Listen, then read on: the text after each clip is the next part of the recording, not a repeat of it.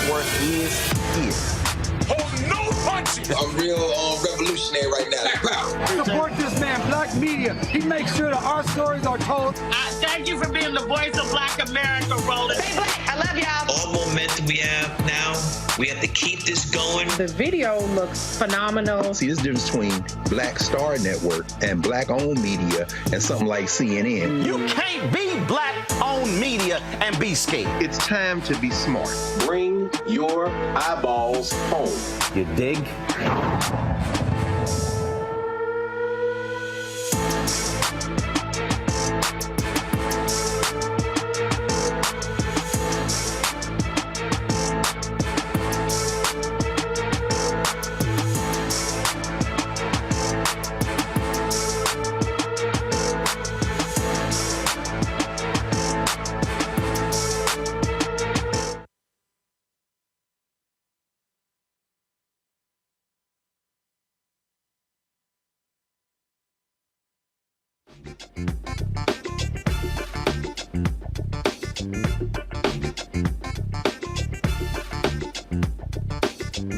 It's Tuesday, November 14, 2023. Coming up on Roland Martin Unfiltered on the Black Star Network. This birthday edition for yours truly.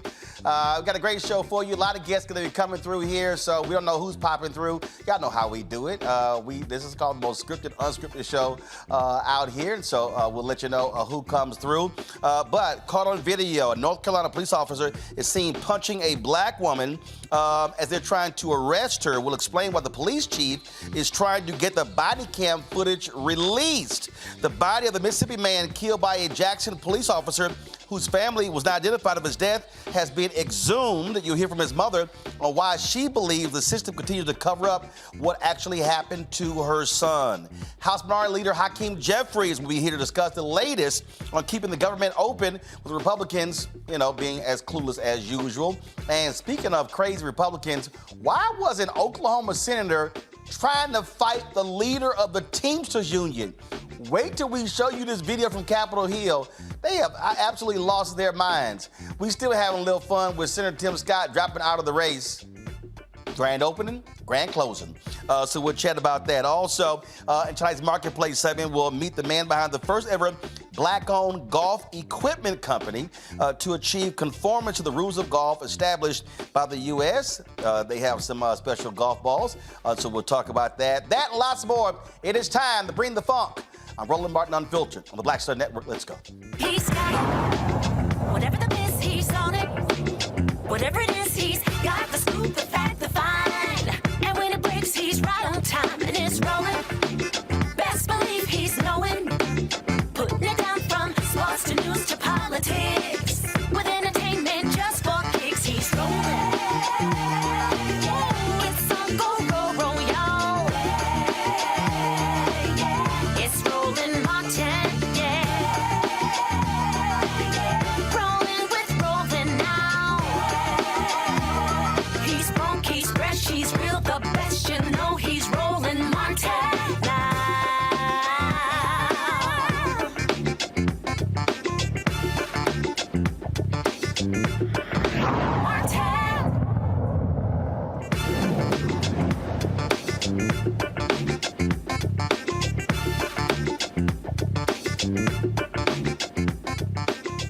All right, I know some of y'all take off time on your birthday, but when you own it, you got to still work. So that's what we're doing here. We're looking forward to a great show. Got some breaking news. The House literally just passed a bill to avoid shutting the government down. We'll be joined at the bottom of the hour by Congressman Hakeem Jeffries, the Democratic Minority Leader, talk about what is in it now as it goes on to the United States Senate. So we will get to that a little bit later in the show. But first, a viral video of a black woman being struck and punched by a North Carolina police officer during an arrest has the Charlotte Mecklenburg, North Carolina police chief working to release the officer's body cam footage. Now, folks reached out to me on social media saying this is not getting lots of attention. Apparently, police approached a man and a woman smoking marijuana in public.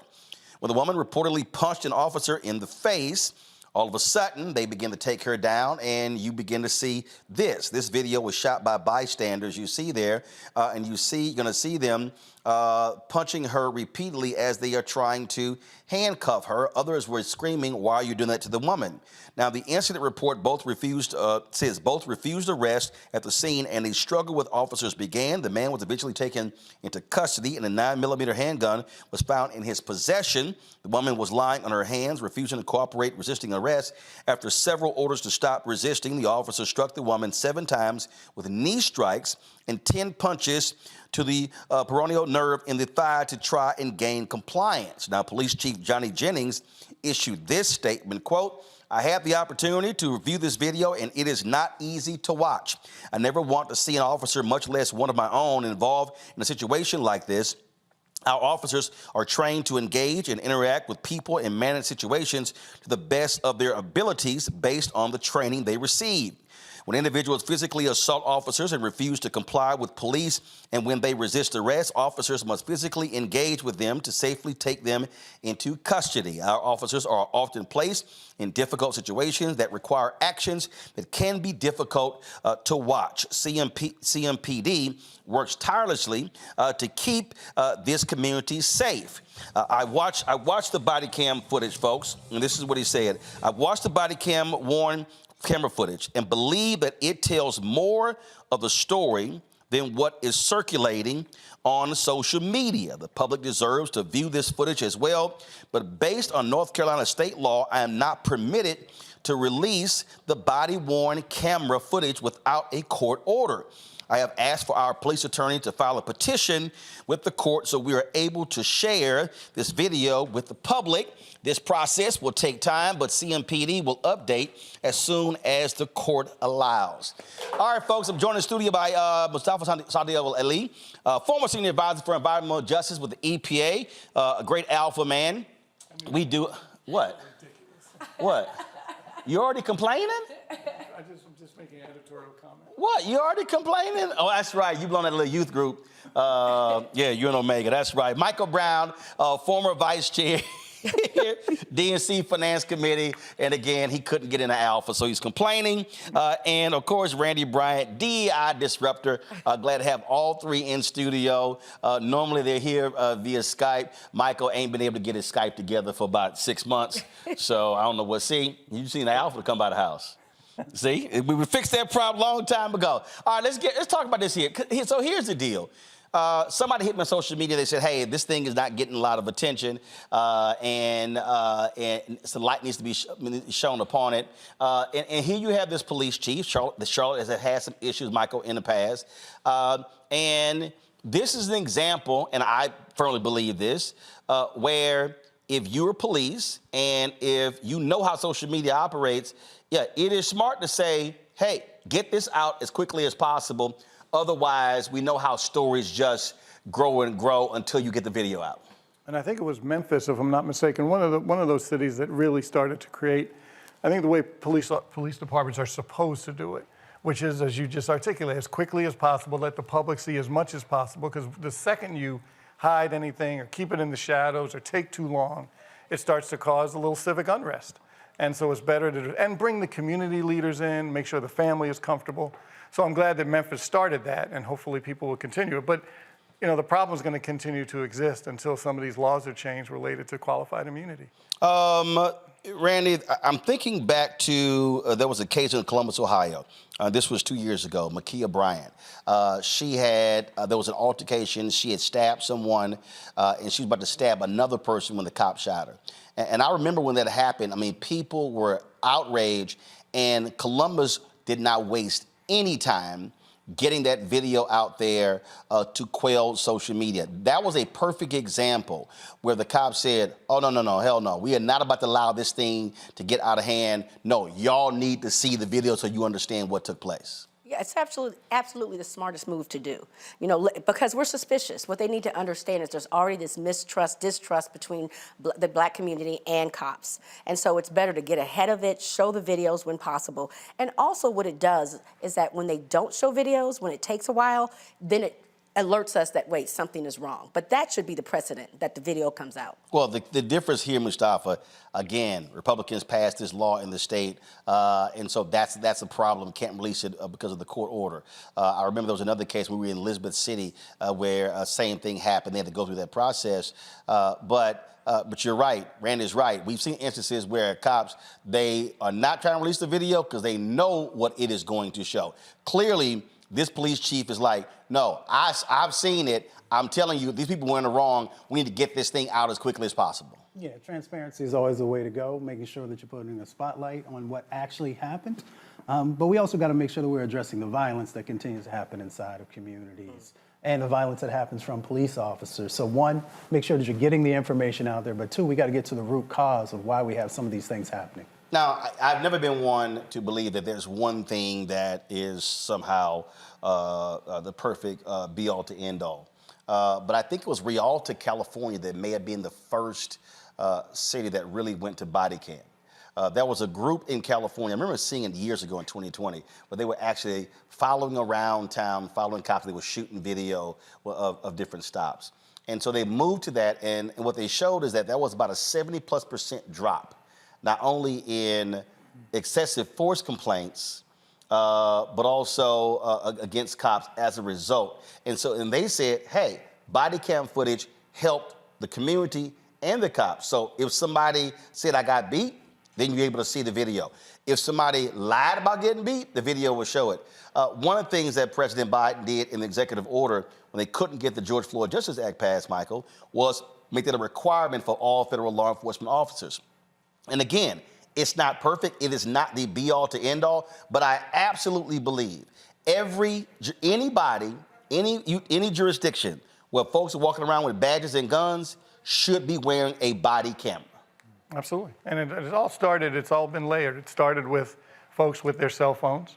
As you used to point out, you wanted people to turn their cell phones the proper way. Yeah, landscape and not vertical, so that way it fills the whole screen up. We got the black bars on the side, absolutely. Correct. And then it went to the body cam. But still, even with body cams, even with cell phones all over the place, we still see violence related to police officers and people of color. And black and brown people are still under the gun, even because we see some of the videos from the body cams when folks are doing things they're not supposed to be doing. So hopefully it's a start, but you're right, it's a helpful start. Well, one of the things, Randy, what I appreciate about the body cam, there have been several situations where cops were busted for stealing stuff and for planting drugs. And we only know that because of the dash cam video or because of the body cams. Oh, they've been caught in all sorts of ridiculous situations, which I actually appreciate. But what's interesting to me is that it shows how much their culture affects them, because they will oftentimes still conduct themselves poorly, even though they know that there's the body cam. I think they forget about it somehow and just carry on with their foolishness. Even the violence that we say, that would hold me back. If I knew I was being watched, right? That would hold me back. I think about when I was raising my kids and you're disciplining them. If I knew that the camera was watching me, you know, they used to have Maury and stuff, I think I would have held myself back. I wouldn't want them to say, boy, if you don't get your, I would have, monitored myself a bit. I don't think that would have had a damn bit. That wouldn't have affected my daddy at all. That wouldn't affect it. He probably would turn the camera. See, I'm about to whoop his ass. Watch this. See, that's what would have happened there. But I do believe, I absolutely believe, Mustafa, that every law enforcement agency has to wear a body camera. Well, James Baldwin said, if I love you, I have to make you conscious of the things you don't see.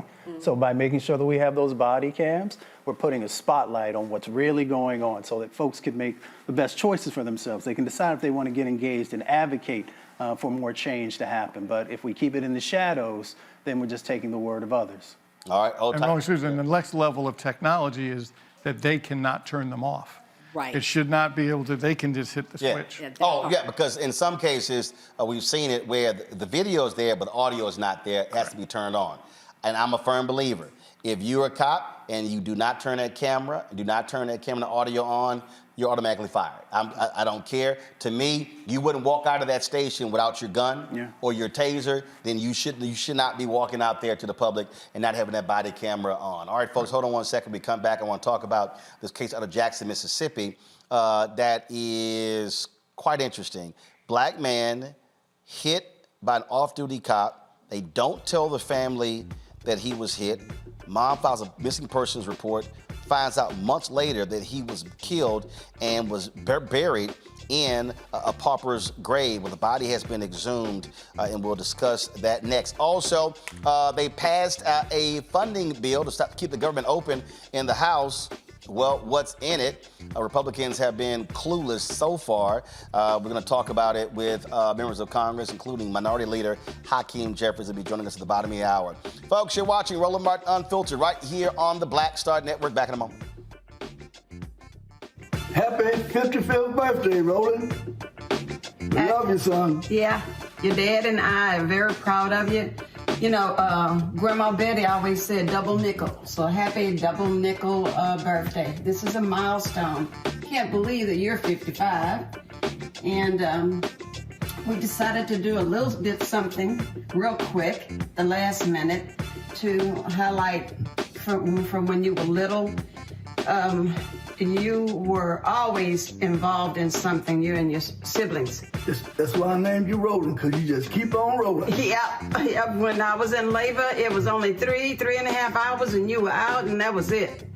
So we just are very, very honored to be your parents. We're humbled to be your parents. And we just pray that the years to come where you will still continue to find favor with God, and we will always be praying for you. I'm proud of you, son. Love you. Keep on rolling. As we celebrate Roland Martin's 55th birthday, let's take a moment to show our support for him and the Black Star Network by joining the Bring the Funk fan club. Roland Martin and the Black Star Network have been working tirelessly to provide a platform for diverse voices and to bring quality journalism to the forefront. Black Star Network consistently champions issues that are important to the Black community and gives a voice to the voiceless. By contributing to the Bring the Funk fan club, you can bolster our efforts and help ensure that our community remains informed and empowered, because no other Black-owned media outlet is focused on disseminating news and dismantling misinformation like we are. Celebrate Roland Martin's 55th birthday. Support Roland Martin and the Black Star Network.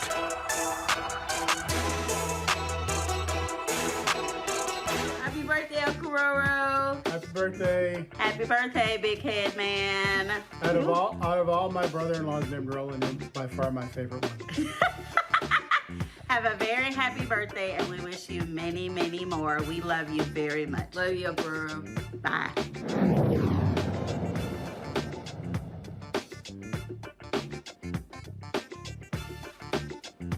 Body of a Mississippi man who was hit by an off-duty cop. Family never notified. The body has been exhumed by the family. Dexter's Wade family hired an independent medical examiner to perform the autopsy. They will also give him a proper funeral. Dexter Wade's remains were released on Monday, but his family said officials failed to honor the agreed upon time approved by a county attorney for exhuming the body. His mother, Betterstein Wade Robinson, was emotional when she wasn't allowed to see her son's body being lifted from his pauper's grave. I'm so disappointed. I was disappointed from the day this started. I came to y'all for help. I came to y'all for that help that I needed. Y'all cover it up. Y'all did that. Kept telling me no, no, no. We don't know where he is. Then come to find out, in y'all department, somebody did this. Now I ask, can I exhume my child and try to get some peace and try to get a state of mind? Now y'all take that from me. I couldn't even see him come out the ground. Y'all didn't give me the time to see him before he took his last breath. I didn't get to see him come from the ground. Okay, cover up. I mean, y'all keep telling me y'all didn't do it unintentionally. This is not intentional to me. But how? If this is y'all child, what would y'all think? Yeah. I mean, how would y'all feel? Everybody have children. So now if I come bury one of your children, and I come to you all, oh, y'all give me a slap on the wrist. Oh, it's just a misunderstanding. It's just bad communication. Is that fine with the system? Is this how the system works? Is this what I'm living in? And I'm living in Mississippi. And this is what I got to deal with? That I don't even matter. I pay taxes. Yes, ma'am. Yes, ma'am. I should matter somewhere. Yeah. I mean, where the cover up gonna stop? Where is it gonna stop? Ray Robertson last saw her son when he left home on March 5th. She filed a missing persons report a few days later, and it was in late August when she learned her son had been killed by a Jackson Police Department vehicle as he crossed I-55 the day she last saw him in March. I can only, first of all, I can't imagine, Randy. And here's the crazy part. They try to suggest that, well, we try to reach out to her. How? She filed a missing persons report. Right. It's not like you to have her information. Right. She gave them all the information. They found a prescription bottle on him the day he passed away. So if they cared, I mean, if his life mattered, right, they would have done. I mean, it doesn't take long to find people. You know, like I said when we talked about this story before, my friends can find information on someone they're going on a date with in 15 minutes. Doesn't take long. So they certainly could have found his family's information, particularly because she had filed a missing report. So it shows that his life did not matter. For this family, Disgusting. Mustafa, it sends the signal that you were protecting one of your own by trying to cover this up. Exactly. You know, when we first went over this story, it was the first thing that popped into my mind. And then we continue to have these injustices that continue to pile up for this family time after time after time. A mother should never have to bury her child, which is one part. But the other part of it is that you have the opportunity to finally do the right thing. And they continue to not do that. And they continue to just reopen these wounds that this mother has again and again and again. So finally, I hope justice finally happens. But as we've seen, not just throughout the South, but in other locations, it becomes exceedingly difficult for black folks to find justice, whether in life or death. Michael. Lack of compassion. I think it's kind of simple as that. Just like when young ladies go missing, black and brown young ladies go missing. It's different when a young white woman goes missing. The attention that's given, the compassion that's shown, the GoFundMe pages are fully packed. So we have, we just still have a lot of work to do. And also, look, this is an example where this department is going to have to be likely going to have to pay up. Again, more taxpayer money. And that's the thing for me that always trips me out. When you hear these so-called fiscal conservatives, they never say anything about situations like this, and it's costing folks money. Right. And these are areas like Jackson still has a water problem, right? That's where taxpayers' money should be going, but it's going to covering up these mistakes. I mean, it's expensive to exhume a body. It's expensive what they're going to have to end up paying as a settlement, a deserved settlement. And there will be a settlement. Or there will absolutely be a settlement. So it's a shame all around. Absolutely. Mayor Chokwe Lumumba, he came out after this first happened and sort of laid out this whole explanation. But this police department has to, first of all, somebody got to get fired. Somebody got to get fired. There's no way in the world guy comes up missing in March and mama doesn't find out until August her son has been dead for all of those months. Yeah, without a doubt. I mean, the mayor has to take some responsibility, and we know the mayor, and he does well on lots of different issues, but the police chief and others are going to have to be called to task for this. So for those of us who spent time in Jackson, Mississippi, we know, as Randy shared, that, you're only one person away from somebody knowing somebody. So for folks to utilize that messaging doesn't make any sense. For the police to not follow through properly and to make sure that there's real transparency in what has gone on, where were the mistakes and how you are going to fix those mistakes, has to be a part of the process. And then, of course, somebody needs to go. Absolutely. All right, folks, going to go to break. We come back. We're going to talk about the House passing a bill to avert a government shutdown. Guess what? Republicans needed Democrats' help to do so. Wait till I tell you who got the more votes here, Republicans or Democrats. It goes to show you how absolutely nonsensical the right is when it comes to this. We're going to talk with Congressman Hakeem Jefferies about this, the Democratic Minority Leader, when we come back right here on Roland Martin Unfiltered on the Black Star Network. Happy birthday, Unc. 55. Man, it's a blessing. I remember ever since a kid, the WWE tournaments, it felt like just tackling and tickling. So that's a great memory that I have. But as we've grown up as young adults, I've seen you lead from the front for the family as well as for the culture. So that's been great. You've been a great executioner and great man of action. So that's been a great thing to model myself after. Thank you for all that you've done for me and my brothers and sisters in that regard. So just celebrating you today. Yeah, happy birthday, Unc. Thanks for always showing love when you're always in town, always coming down to PV and seeing what I'm on. Just keep doing what you're doing, keep grinding. We see you putting in the work, and we just trying to be like you. Happy birthday.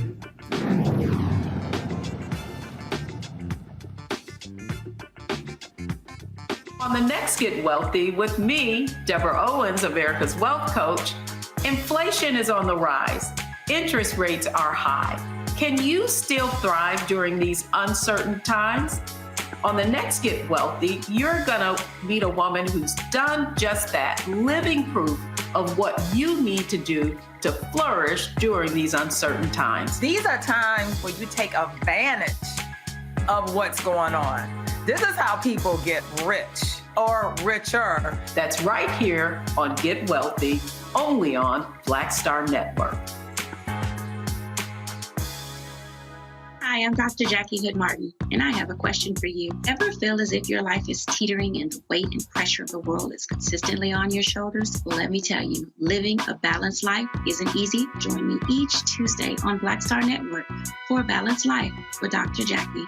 We'll laugh together, cry together, pull ourselves together, and cheer each other on. So join me for new shows each Tuesday on Black Star Network, A Balanced Life with Dr. Jackie.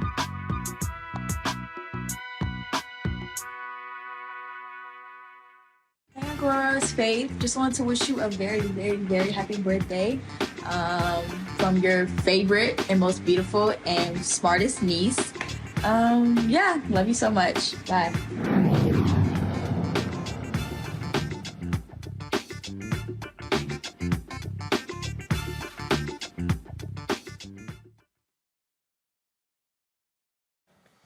All right, folks, the House has done their part when it comes to averting a government shutdown. Basically, all the Democrats and Republicans did was say, Democrats, please save our ass. And so more Democrats voted for this bill than Republicans. And so joining us right now is a Democratic leader, a House Minority Leader, Congressman Hakeem Jeffries. So I got my alpha brother over here, Mustafa. We got Omega in the House, Michael Brown, Congresswoman Jasmine Crockett. I'm one of her constituents, Congressman Jeffries. She's a what you a Delta? I'm gonna say don't do it. Okay, you're a Delta. And what you ran to? You AK? AK. All right, so we almost got the Divine Nine up in here, Congressman Jeffries. Leave the leader out though. I know that. I said here, Captain. Yeah, Roland knows I'm bringing the crimson and cream to the scene. Yeah. We know about crimson and cream. I keep getting y'all dressed like Deltas. I keep getting y'all confused. All right, let's get right to it. First of all, Speaker Mike Johnson, he needed your help for this bill. Yeah, well, first of all, happy birthday, my brother. You are so appreciated. Your advocacy, your brilliance, your articulation of the issues, it's all incredible. And one, I wanted to make sure that this moment didn't pass without being able to let you know how much we all appreciate you and wish you a happy double nickel birthday. Appreciate it. You're absolutely right, Roland. From the beginning of this Congress, we've said, look, House Republicans aren't going to be able to govern on their own. It's a chaotic, dysfunctional, extreme situation going on the other side of the aisle. And we've made clear from the start of the Congress that we're willing to find common ground with our Republican colleagues whenever and wherever possible, arrive at bipartisan agreements in order to meet the needs of the American people, but at the same time, push back against their extremism whenever necessary. We were able to find common ground today to avoid a government shutdown and make sure we can be there for the American people. It's a stopgap. How long is it going to last? So it's going to go to January 19th. There are two bifurcated dates. So there's one date in January 19th, and then the second date in February 2nd. But that should give us a sufficient amount of time in order to arrive at a full year spending agreement. Basically, you've got President Biden and the administration, Senate Democrats, Senate Republicans, House Democrats, who are already willing and able to do what's necessary to fund the government for the balance of the fiscal year. But the House Republicans are still out there on an island acting like we're going to allow them to break the agreement that they themselves made with respect to spending numbers in May. We're not going to let them break that agreement. We're not going to allow them to demand these extreme ransom notes. We're never going to pay it. And so it's time for them to just come to the table so we can do what's necessary for the American people. I've been making that point I was in Virginia, had about 5 town halls with folks helping House Virginia Democrats take back the House there. My frat brother Don Scott would become the Speaker of the House in Virginia. And as we were talking to folks out there, and I've been dealing with people all on social media, people have been complaining, saying what Democrats haven't done, what Biden hasn't done. I had to remind folks, if the Republicans had their way, they literally would be cutting out 80% of benefits to women and children. They will be cutting out Pell Grants. So all the folks who say they're looking for help, whether you're college students, student debt relief, things along those lines, these are the folks who absolutely they want to take a sledgehammer to all of that. That's absolutely right. In terms of funding the government at this particular point in time, we had to draw a line in the sand and say that we'll work with them on passing a continuing resolution, but there will absolutely be no cuts. They wanted to cut Social Security and Medicare and Medicaid and support for women, infants, and children and nutritional assistance, cut Pell Grants, cut support for affordable housing across the board. And we said, no, not a single cut is acceptable to us. We held the line. Jasmine Crockett, others held the line, and as a result, we were able to pass a continuing resolution at the current fiscal year spending levels with not a single cut and not a single right-wing policy rider to do things like undermine diversity, equity, and inclusion programs, which are designed just to make sure African Americans and others have a fair shot in America. You see what the polls are saying when it comes to the re-election chances of President Biden, Vice President Kamala Harris. There are a lot of people who are frustrated. They say the economy is not doing well. You see a lot of African Americans, people saying, I might sit the election out. I've been really laying out that I think one of the fundamental problems for Democrats, for me, they are not properly articulating what has been accomplished. There are things that people are crediting Donald Trump with when he was there that Democrats actually got done. People talk about the First Step Act. That doesn't happen without you and the efforts that you and other Democrats did to get it through the House and improve it in the Senate. There are no PPP loans, also stimulus checks that he put his name on without House Democrats. So what are you saying to the White House? What are you saying to his campaign? What are you saying to other Democrats? How they must message so people understand what y'all have been doing compared to these MAGA Republicans? It's a great point. And now that we're inside of a year, we really have to focus on drawing the contrast as to what we've been able to do for the American people, as you've laid out during the Trump years in terms of what were effectively Democratic initiatives that we compelled the administration to sign off on because we were in a divided government context to be able to get things done for our communities and people all across the country. And then in the last 2 years, when Democrats had complete control of the House and the Senate, led by President Biden, being able to do things like pass the American Rescue Plan, shots in arms, put money in pockets, kids back in school, reopen the economy, be there for Black businesses and entrepreneurs. And of course, more needs to be done, but continue to do the work like the Infrastructure Investment and Jobs Act, which includes clean water in every single community, no more Flint, Michigans, no more Jackson, Mississippi's, pass gun safety legislation for the first time in 30 years, make sure we're bringing domestic manufacturing jobs back home to the United States of America through the CHIPS and Science Act. And then, of course, something of particular importance to our community in the Inflation Reduction Act, driving down the high price of life-saving prescription drugs, giving Medicare the power to negotiate lower drug prices for the first time in its history, and dropping the price of insulin for millions of Americans, many people in our community, from thousands of dollars per year to $35 a month. Those are just the facts of the work that we have been doing, and those are just the highlights. And we have a vision to do more, to continue to put people over politics and to build upon those accomplishments. And Roland, we're not saying that those accomplishments need to be cited in order for us to say to our communities and our folks, reward us. But it is important that people understand what we've done for them to trust us, that we say what we mean and we mean what we say.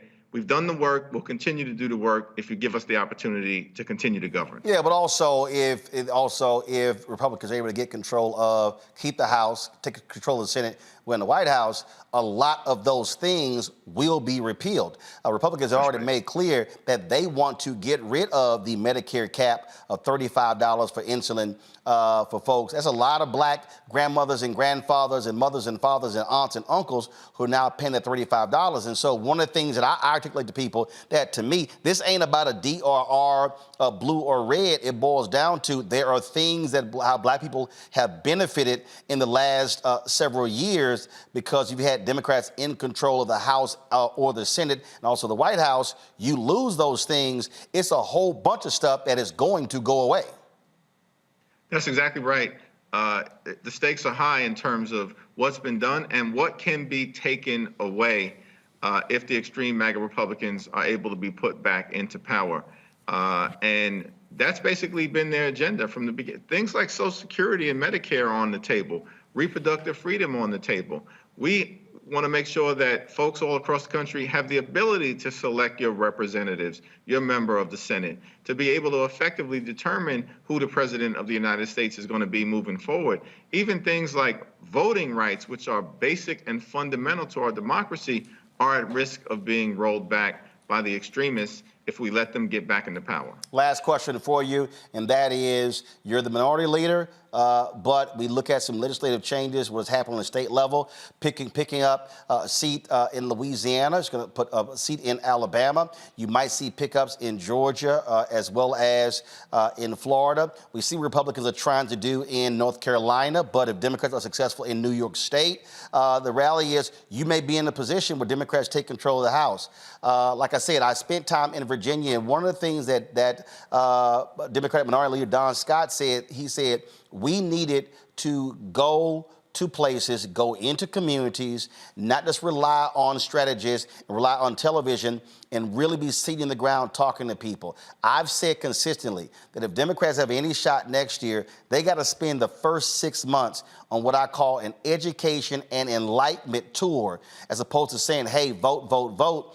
It has to be an education piece to really get people to understand why they must turn out in order for you to become Speaker of the House.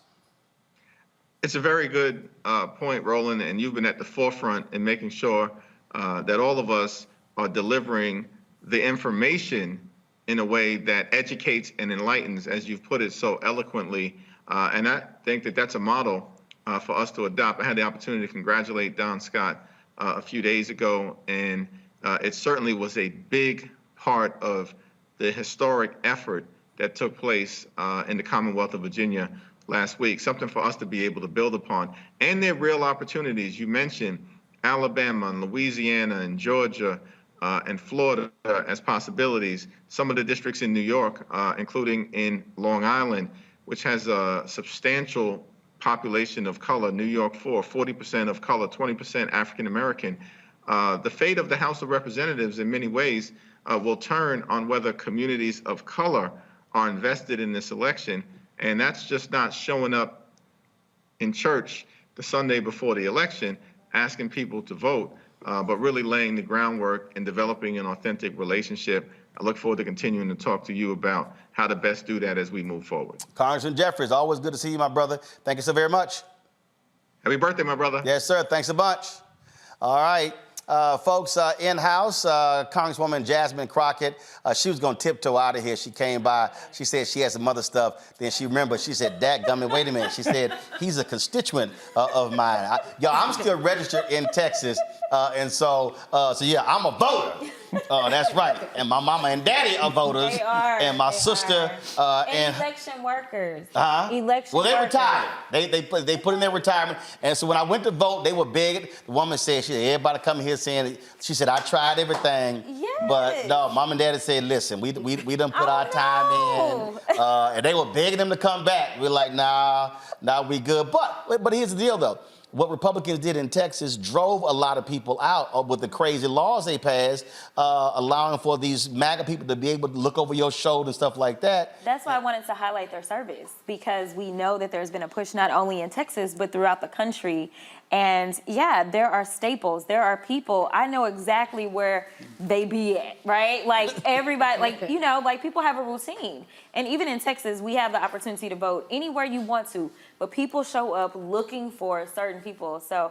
When I went to vote last Tuesday, the woman said, everybody been coming here asking for your mom and daddy. She's like, I tell them, I tried to get them to come back. I tried. Yeah. So they like retire, but they gonna be doing something. Yeah. In fact, I guess the school district had a proposition. And my mama, she was working on it. I said, woman, you don't believe in no retirement. So she's like, she gonna be doing something.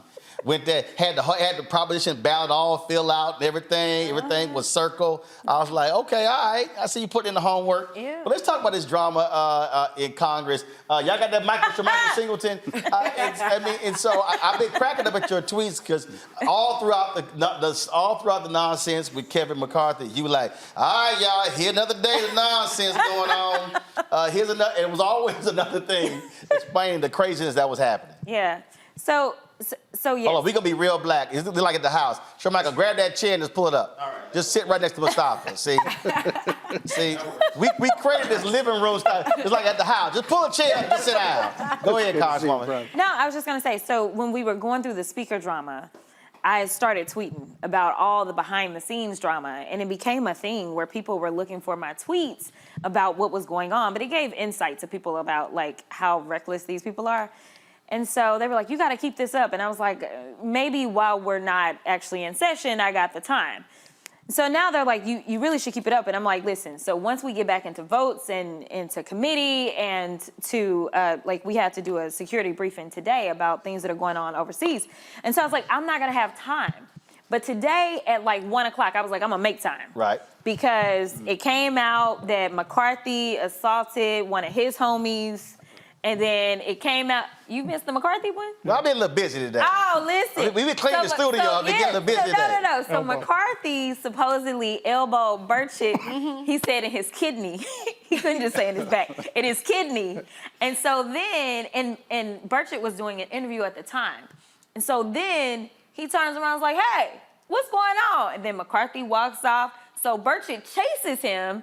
And then the interviewer chases with him. So there's the audio of the whole thing. And then he confronts him. And then Kevin McCarthy hides behind his security. So, I was like, you got white-on-white crime in the camera. Listen, it's all the time. And so basically I was like, can we stop with the stereotypes and all the things that we say about, people of color? And then using the power of his finger. Oh, no, I'm gonna play that. I'm gonna play that a little bit later. Shamichael, 95 Republicans voted against this. More Democrats voted for this bill than Republicans. But conservatives, they real pissed off. They're like, all right, we're gonna hold off because they're literally talking about taking out Mike Johnson. But here's the whole deal.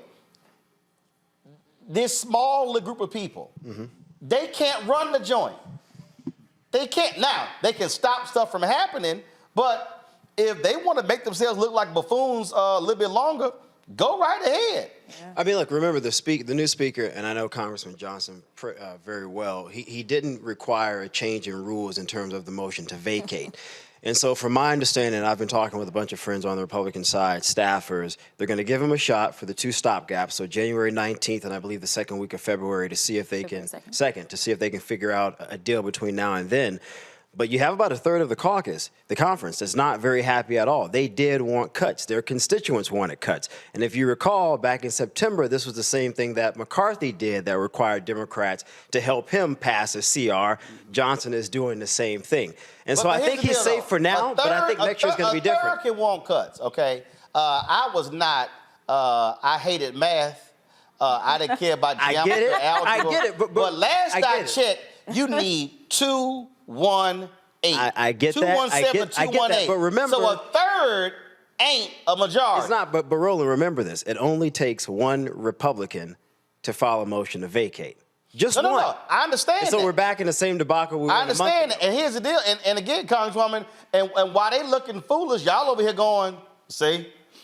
No, I mean, I wanted to make sure that the people knew that the Democrats, if the government was going to stay open, it was the Democrats. And I mean that not just because we supplied basically 100% of our caucus. I didn't look at our votes. But people don't understand that this speaker could not get a rule passed because he couldn't get the rule passed, which meant that it couldn't pass with a simple majority. So you talking about like 218. He couldn't even get it passed with a simple majority. The only way that he could do this was on suspension. So it took 2/3 of the members to get it passed. So it was going to have Democrats on it. And the only way you were going to get Democrats on it was if it was clean. We not playing this nonsense about DEI, abortions, LGBTQ. We're not playing with y'all on this. So you can either shut it down, which y'all have historically done, and if you care about fiscal responsibility, we know the last time it cost $14 billion when they shut us down. We also know that people have been traveling, regardless of how people are saying the economy is. We know that we had a historic and record travel day 4th of July. So what y'all think gonna happen Thanksgiving? And I know everybody remembers Christmas, right? Yeah. So you shut it down. The reason that the last shutdown dissipated was because of air traffic controllers. They said we not going to work. I got news for y'all. We're already down 30% on our air traffic controllers as it is. And we've got airlines saying, listen, DFW, we're about to build a new terminal. Our demand is off the chain. So somebody found some money somewhere because everybody wants to be outside. But I'm just saying, we're talking about, if you want to talk about the harm that is caused with supply chains, because they need those birds in the air. For everybody that just want to be outside, or for business folk that are needing to travel. Right. Like, people don't understand. And you talk about them talking about they want the cuts. But let's be clear. The Republicans right now have not been able to get our farm bill done. We do that once every 5 years. Yeah. That's where we deal with SNAP benefits. You know who uses more SNAP benefits than anybody? Rural America. Well, that's interesting. No, hold on. So the farm bill. You remember, Con, you said rural America. No, white people. Yeah. So the farm bill is a major. I'm gonna go ahead and say it because. No, I'm going to go ahead and say it because here's the whole deal. No, we got to go ahead and say it. No, you ain't got to say it. I'm going to say it. A lot of broke white people, okay? There's a lot of broke white people, okay, who need them damn SNAP benefits. Can I say, though, to the $1 trillion farm bill, which is a big bill, I mean, there are some economic concerns that I think Republicans and Democrats are going to have to figure out in terms of long-term spending, such as? Not just a continuation of government. So the Treasury just had their sale of Treasury notes, I think yesterday. It did not go very well at all for the first time in decades. And so for people who don't understand that, in order for us to have more debt, you have to sell notes to investors, domestic investors, foreign investors. Most of those folks aren't buying those notes because they're concerned about the fiscal health of the country. So you do got to keep it open. I agree with the Congresswoman in that regard, but you do have to address this spending long term. We have to. We don't have a choice. So you basic economics. You say it's the fiscal health that's the problem. I personally believe it's the destabilization of our government that is causing a problem. And we saw when we ran up on the debt ceiling, what ended up happening. We ended up being downgraded, correct? And we actually just had a warning flash at us again that we were looking to be downgraded again as we ran up on the shutdown again. It is not so much, because the deal is we'll raise the debt ceiling, we'll pay our bills, and honestly, as we look at the destabilization of the world's economy, this is still one of the best places to put your money. It is. But the problem is that people are looking at a lack of stability in this country, and it is not on my side of the aisle. I'm gonna just be clear. I ain't trying to be extra partisan. I'm just trying to tell you the facts. Right now, we know who it is. Literally, y'all want like they want to act like they mad all the time, but y'all need us. But you don't want to talk to us. But Congresswoman, I agree with you in terms of the perception of political destabilization from an investor's and a business perspective, and you're absolutely right in that regard. However, you do have to manage spending. That anybody in business understands that. But I'm glad you brought that point up, because, Michael, here's what was totally confusing to me.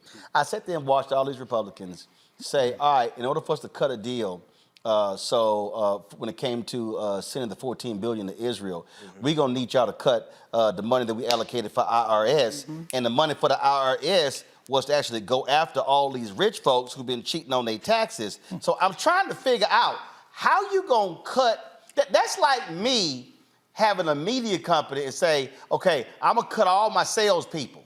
Or your collection people. That's the folk I need to go out to go get ads. And because Republicans have this disdain for the IRS, but we know for a fact, the reality is the people who are cheating on taxes are not even the top 1%, the top 0.3% of the country. And so I'm like, you trying to protect them? Oh, tell me how that was gonna say. I'm trying to figure out why some broke-ass white person in West Virginia, Georgia, Tennessee, Alabama give a damn about protecting the IRS. Yeah, well, What? The show called Unfiltered. And I own it, so I ain't got no. The only boss I got is God, so I'm good. Michael, go ahead. It's interesting when they talk about the debt or how much they care about it. So just retract the old tax cut for the rich and powerful of the country. Do that. They talk about they never talk about the $8 trillion they let go by during the previous administration under 45. They don't, so when it's time for them to do debt, it's only when there's a Democratic president. How about worry about debt? We all need to worry about debt because we know it passes along to our children and grandchildren. But the problem also with the GOP is they have to take orders from the leader of their party.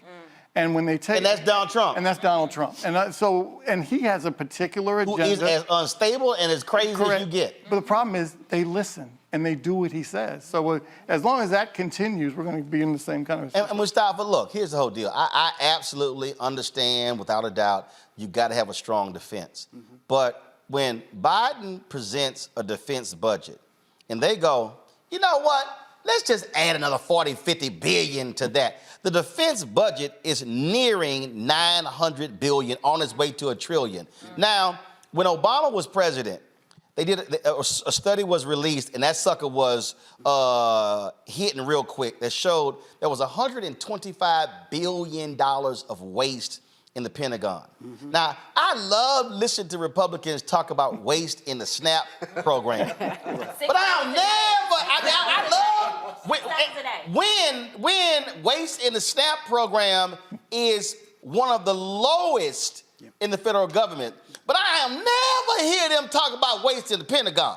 Well, they're not going to talk about waste in the Pentagon because you got to understand that those contractors who are receiving those dollars are the same ones that are also supporting the party. And for everybody out there who are watching, understand, because when Eisenhower gave his speech on the military-industrial complex, 4-star general warning about that, what did they do? There is a defense contractor in every congressional district in the country. That's how they guarantee they keep getting their money. That's right. I'm gonna tell you, we actually did have a hearing in oversight specifically on this. And I brought out the fact that defense has failed their audits. I want to say maybe the last 6 audits. It's somewhere between the last 4 and 6 audits. But they are the only space where the money continually goes up. And even in the debt ceiling deal that was made, we had a hearing about it. They keep failing the audit? They keep failing the audits. Yeah, they can't account for the money. She's right. They can't account for the money. Now, how the hell you can't account for money? They can't. Seriously, they really can't. No, literally. So. Congresswoman is there. That's like my daddy. That's like making it up. That's like my daddy giving me $100 and he goes, "You back for more money? What happened to the 100 I gave you?" Am I wrong? I spent 20 of it, but I can't find the 80. But give me another couple of hundred. So my dad be like, "They go sit your ass down." You're correct, and that was my attitude because I was like, "Oh, since we want to do cutting, so here we go. We got a good space to cut." But most people don't realize, and the way that I describe it in the debt ceiling deal, the agreement that was made that they're trying to renege on was that we would keep spending levels at 23 spending levels, FY23, right? For FY24, okay? The difference is, let's say we had $10 total that we spent in 23. Let's say $6 went to defense and $4 went to non-defense, all right? We kept the top number of $10 at the same, but then they were like, well, we're gonna take defense up to 7, non-defense going down to 3, so that means non-defense is still going to suffer cuts. So actually, the great part about the fact that we passed this and we keep doing the CRs, everything's kept at the 23 levels. So we were supposed to be done on September 30th, but now those cuts to non-defense, we're not feeling them at the moment. So I'm like, we can keep doing these CRs Is that because we're not. discretionary and non-discretionary in terms of maintaining So fiscal 2023 that's when we're. levels? Yes, no, just I'm just curious. I'm not sure. Okay, fair enough, fair enough. But I will tell you that we're technically higher on the things that people care about right now because everything is supposed to shift. So even if they follow the agreement, it's going to mean more cuts to the things that we care about versus cutting defense. And I'm just like, you're right. Do not try to balance the budget on the backs of people that are getting $6 a day when we know that inflation has made. And let's be real clear. Can't nobody eat on that. And let's be real clear. If you freeze defense, they still getting $840 billion. They are. It ain't. And let's just. I love it. We running out of bullets and all this sort of stuff. I ain't trying to hear all that bullshit. I mean, bottom line is we know the game that's been played here, and I'm sorry, it should not be like you dogging Jesus and MLK if you say no. Let's stop spending more money on defense. Yeah. But when we spend more money than the next 10, 12 countries combined, that is absolutely insane, and ain't nobody in the Pentagon going broke. Okay? You know, Roland, it's really politically, I mean, even the president has talked about this a little bit in the past. It's kind of hard to make that argument considering the international conflicts. You look at China. No, it ain't hard. Wait, hear me out first. But Roland, hear me out first, though. But hear me out first. I understand, but I'm saying in terms of the articulation from the White House. I'll give you a home example. Go ahead. Again, Daddy gave me $100. I get the example, Roland. I spent 20. I lost or I can't find the 80. Right. I say, Daddy, I need another 100. He's like, what happened to the 100 I gave you? I spent 20, can't find 80. You know what he gonna say?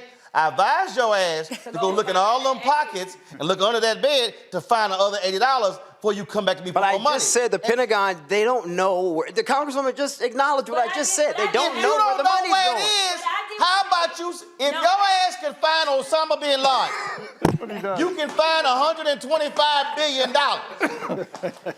I'm with you. I asked the same question. I did. So much like much of our government, our technology is nowhere where it should be. Yeah. So they were saying that the technology that they have, I said, but y'all got enough money. Okay, y'all got enough money to get the upgrades. And hold up. For the people at home, let's also understand, there's also a secret budget. Right. Yeah, the black budget. Yeah. That y'all don't even know what's in it. Yeah. That just get approved. Well, correct. But this was my deal. I said, and I was on them, because I'm like, this is ridiculous, because I'm having to fight for SNAP benefits for my constituents, and y'all over here playing games. Literally, I think one of the audits said they were spending something like $10,000 for toilets or something, and it was something that was supposed to only cost $300. We were paying $10,000, whatever it was. I don't remember if it was toilets or whatever. But long story short, I said, okay, so I understand you on the technology, and I was like, if you were to get rid of all of your technology and upgrade everything, how long would that take? I'm not sure. Okay, I need somebody to give me some answers. It would take years, but here's the deal. We already years behind, and I would rather you take the time and get on this instead of coming back, getting more money. Here's why it's gonna take years, because the defense contractor is gonna say, oh, y'all keep wanting this and this. The defense contractors put in overages in their proposal. They do, but we are also behind in terms of certain military technology compared to China. That's a fact, Roland. That's a fact. It's not my opinion. First of all, let me explain something to you. Again, go ahead. On this whole, we behind, we can't find, and all this sort of stuff like this here. Again, this is just real basic to anybody out here. No. It's real basic. Any defense contractor, you bring this shit in late, you're getting hit with a penalty. No. They put the overages in the budget. No, I understand. Well, we know they're gonna be late, so we gonna tack on by 28% to the overall number. So I know it's supposed to cost us $38 billion, but what the hell? It's really gonna cost us about $42 billion because y'all gonna be late. Now, where I come from, you deliver some shit late to me, I'm getting a cut. That's Only fair. the government goes, no, we gonna give you a raise. Oh, only in certain situations. Right. So when it comes to these contractors that are in the space that we're talking about, we give them all kinds of leeway. But if you are someone who is a different type of contractor around transportation issues or environmental issues, you are held to a different standard. And for the folks who are watching who actually get community grants, if you don't have everything in alignment, and if, once they do that audit on you, and if you don't meet the letter of what you were supposed to accomplish, you can go onto a list and never get another government grant or cooperation. So when you say it's hard for the president, no, it's not. President Biden should say to all defense contractors, if your ass late, we ain't paying because you late. I understand and that. every person at home gonna go, I get that point. Roland, I get that point. But again, my point is, considering the missile technology that China currently has ahead of us, probably about 5 years right now, this is really serious stuff. And we do need to balance the budget. Go find that $125 billion. We do need to balance the budget. It's not going to happen in one fiscal year. And so in terms of cutting or freezing the budget, I just don't think that's realistic. It's real simple. If you got the $125 billion, your ass can go find $125 billion. Roland, that's easier said than done. Hold up, bro. Hold up. All this, we can't find it. We talking about $125 billion. I understand. $125 billion. Don't just, no.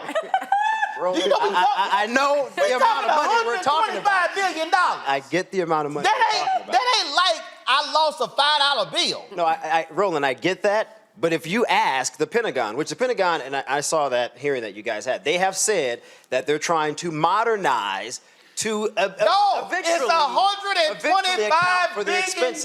Roland, that just it's easy to say that, but we don't know where it's at.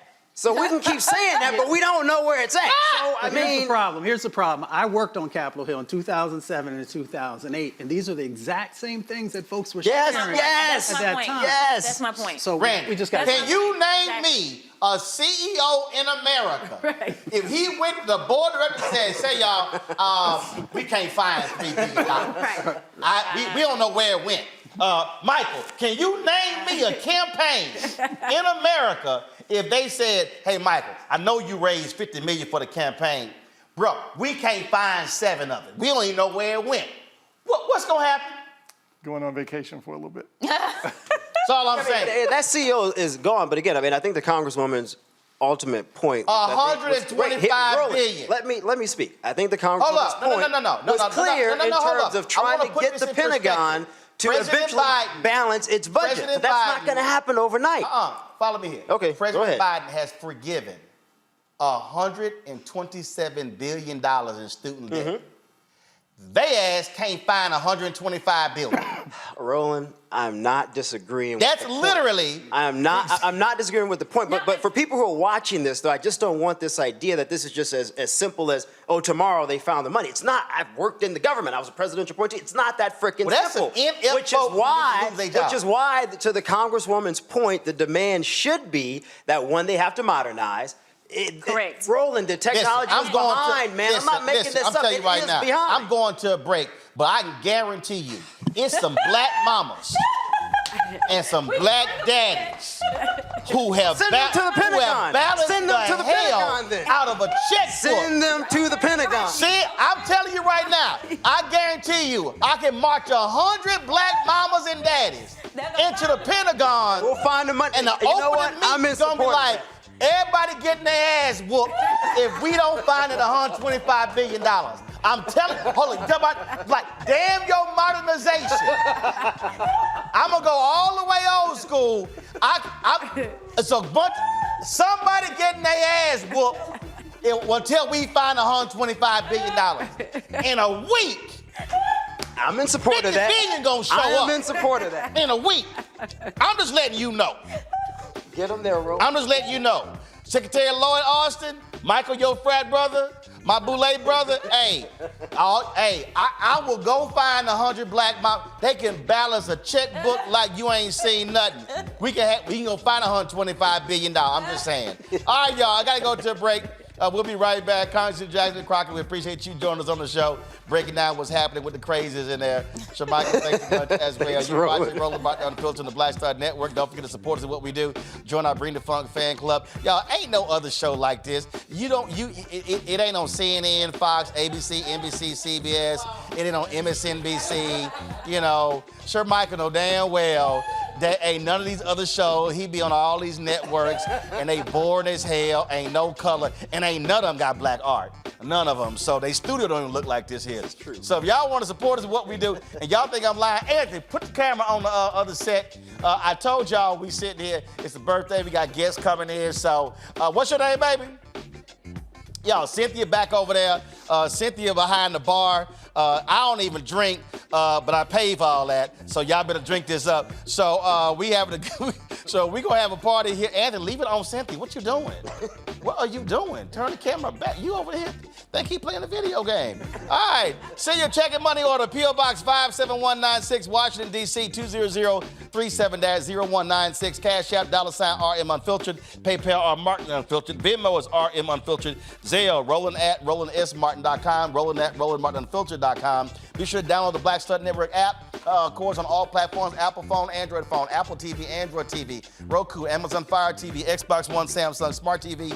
You can also watch a 24-hour streaming channel on the various platforms. Amazon News, go to Amazon Fire, check out Amazon News. Also, tell Alexa to play news from the Black Star Network.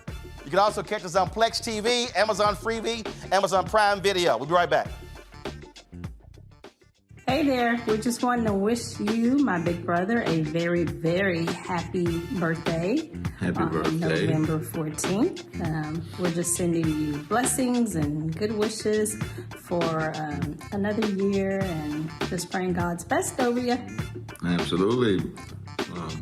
Hoping everything goes well for you, and I know that Jack's got big plans for you, so happy to hear about that after it's all done, and just want you to know we love you and we're proud of you and look forward to connecting with you soon. Take care. We love you. Celebrate well.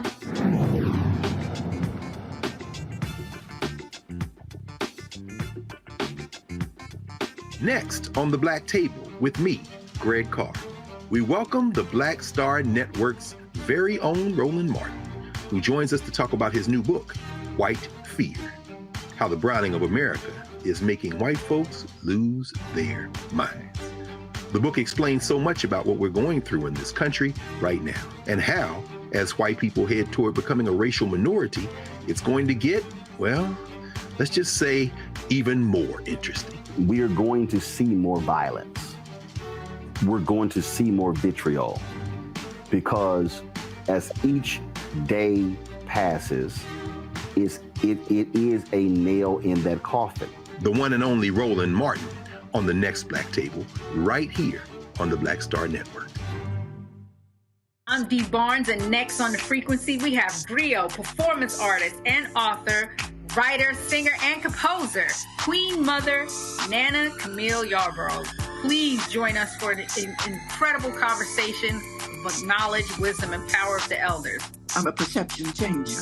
You're a rearranger. You're a mind evolver and a problem solver. You're a beast eater, a soul excreter, a void filler, and a bile spiller. You are a thought former, a plan former, a power orchestrator, and a tongue translator. Right here on The Frequency on the Black Star Network.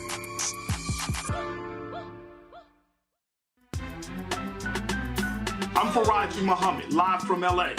And this is The Culture. The Culture is a two-way conversation. You and me. We talk about the stories, politics, the good, the bad, and the downright ugly. So join our community every day at 3 p.m. Eastern and let your voice be heard. Hey, we're all in this together. So let's talk about it and see what kind of trouble we can get into. It's The Culture. Weekdays at 3, only on the Black Star Network.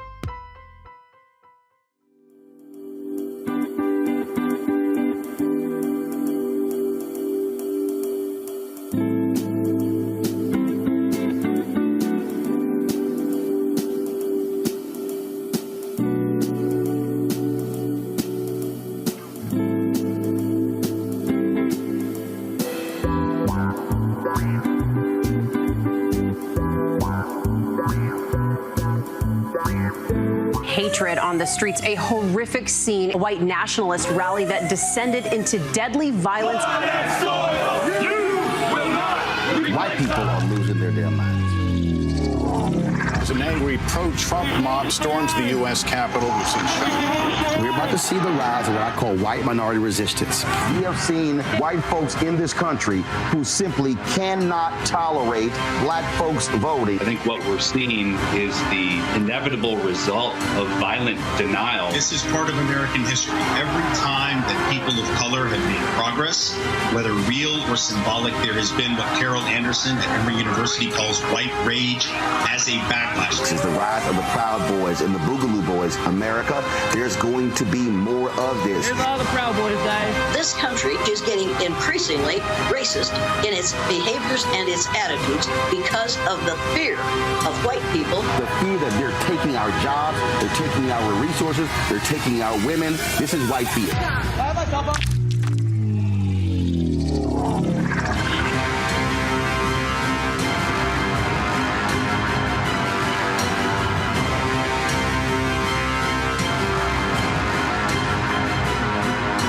As we celebrate Roland Martin's 55th birthday, let's take a moment to show our support for him and the Black Star Network by joining the Bring the Funk fan club. Roland Martin and the Black Star Network have been working tirelessly to provide a platform for diverse voices and to bring quality journalism to the forefront. Black Star Network consistently champions issues that are important to the black community and gives a voice to the voiceless. By contributing to the Bring the Funk fan club, you can bolster our efforts and help ensure that our community remains informed and empowered, because no other black-owned media outlet is focused on disseminating news and dismantling misinformation like we are. Celebrate Roland Martin's 55th birthday. Support Roland Martin and the Black Star Network.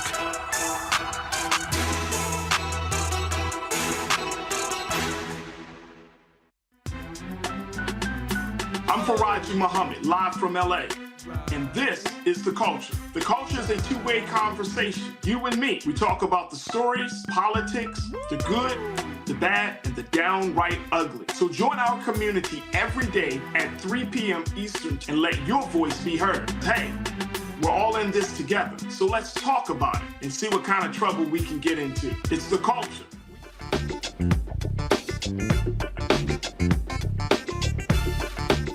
I hope you enjoy your 55th birthday and you have many more to come. Thanks for all that you do.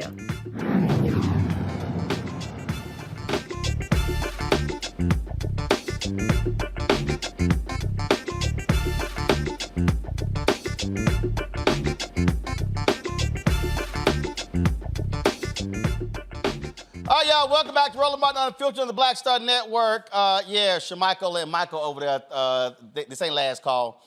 So they over there getting them a drink. It is my 55th birthday, and so we decided to have folks in studio. And y'all understand, this was not planned. I told Carol on Thursday, I was like, oh, you know what? I said, let's have some panelists in the studio. Then I went, oh, yeah, why don't you invite some other contributors by? Then I was like, oh, you know what the hell? Just sit them down over there. I said, call the caterer. Then I was like, I hit Lindsay. I was like, you know what, I need a bartender. And so we got all that together, and then sent people graphics. They were like, well, I needed more advance. I was like, listen, we don't give you more advance, okay? Just damn it, bring your ass up. Like, I grew up, we had get-togethers all the time. So I don't know what's up to people in D.C. They got to have like a week and 2 weeks and, you know, all that official bullshit. But anyway, come on, Michael. Come on, sit down with your drink. You going down, because ain't no damn Sprite. Y'all know damn well. I know, ain't no Sprite Michael's deal, damn well. Who watches your show? This about to be hashtag Club Brown Liquor. All right, y'all. So y'all heard about the little fight between McCarthy and the other dude, but I gotta play this one first, y'all.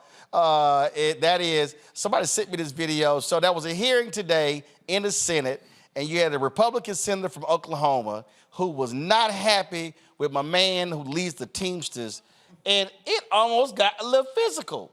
Roll it. Like he's self-made. Sir, I wish he was in the truck with me when I was building my plumbing company. Myself and my wife was running the office because I sure remember working pretty hard and long hours. Pretends like he's self-made. What a clown. Fraud.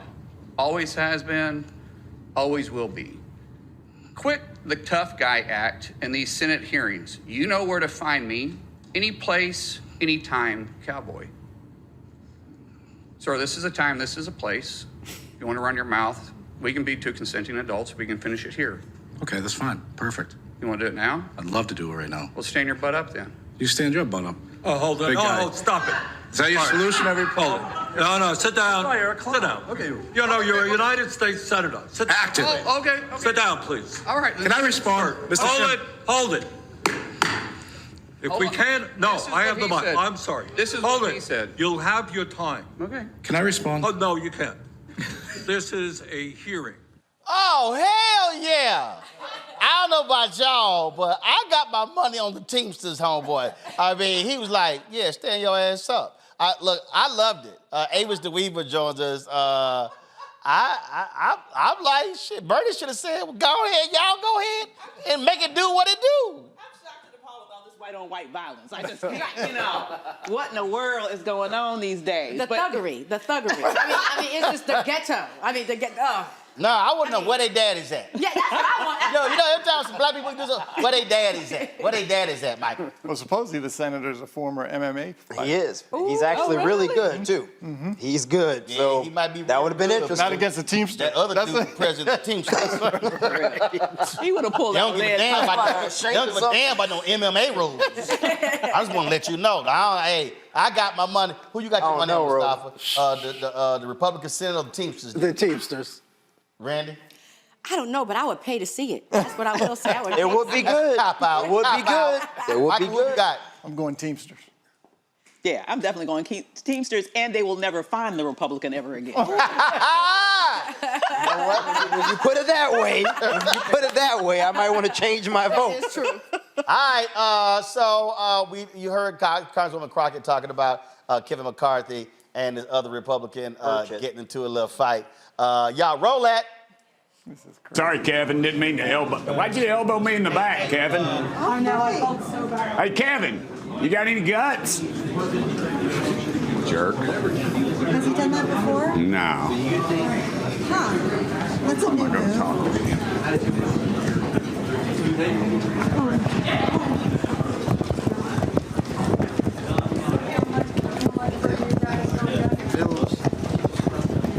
Hey, Kevin, why'd you walk by me and elbow me in the back? You got no guts. You did so. They sat there and the reporter said it right there. What kind of chicken move is that? You're pathetic, man. You are so pathetic.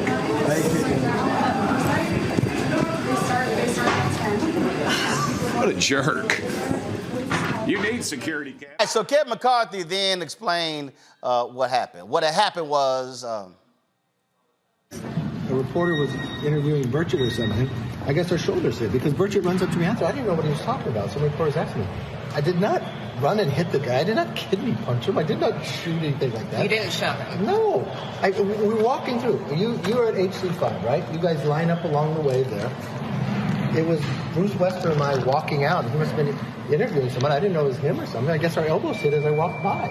I didn't punch anybody. Did he come after you? No. Yeah, well, I guess it happened because when I was walking back further, I don't know, somebody was interviewing me or talking to me, and he comes running up like, why did you hit me or something like that? I said, I don't know what you're talking about. I didn't even know something transpired. But reporters and witnesses said it looked like there was plenty of room for you to walk and that you intentionally hit him. There is, okay, not a place. Show me a reporter who saw that. Call Bruce Westerman. Okay, well, ask Bruce Westerman. No, I did not go up. If I would hit somebody, they would know I hit him. He said he knew him. He said he was in pain that you hit him so hard in the kidneys. Come on now. That's what he said. Okay. That's far from Congressman Kinzinger wrote that you pushed him twice while he was in Congress in the chamber. When have I pushed him? Kinzinger said he was in the back railing once and you elbowed him and pushed him. You said and then Gates. Kinzinger. Oh, no, I don't know about Kinzinger. Congressman Gates, though, is filing or submitting a complaint to the Ethics Committee over this issue. Do you have any response to Congressman Gates? No, I think ethics is a good place for Gates to be. Can I ask you about... Burchett said that you're the kind of guy, this is his words, as a kid, would throw a rock and then go hide under his mom's skirt. That was his exact words. What's your response to that? That's not who I am. Is there bad blood between you and Burchett? None at all after he voted to oust you?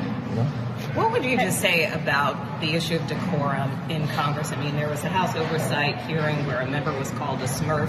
You have over in the Senate. When did that happen? Today, the oversight. Who did that? Yeah, James Senator Moskowitz. You have Senator Mullen, who was like about to fight a Teamster witness. I mean, why do you think things are so tense? Sorry. Why do you think things are so tense I think now? members have been. All right, y'all. I don't drink alcohol, but I got what's up all this white on white crime? What's wrong with your Republicans? Y'all can't get along? I don't know what to say about it. I mean, I think McCarthy was kind of enjoying that moment. Him and Burchett used to be friends. Burchett was a part of the 8 that voted to oust McCarthy, even though McCarthy gave him a whole lot of money to even get elected. So there's a little bit of tension there, but I enjoyed it. I thought it was kind of funny. I'm like, hashtag team whip that ass about to show up.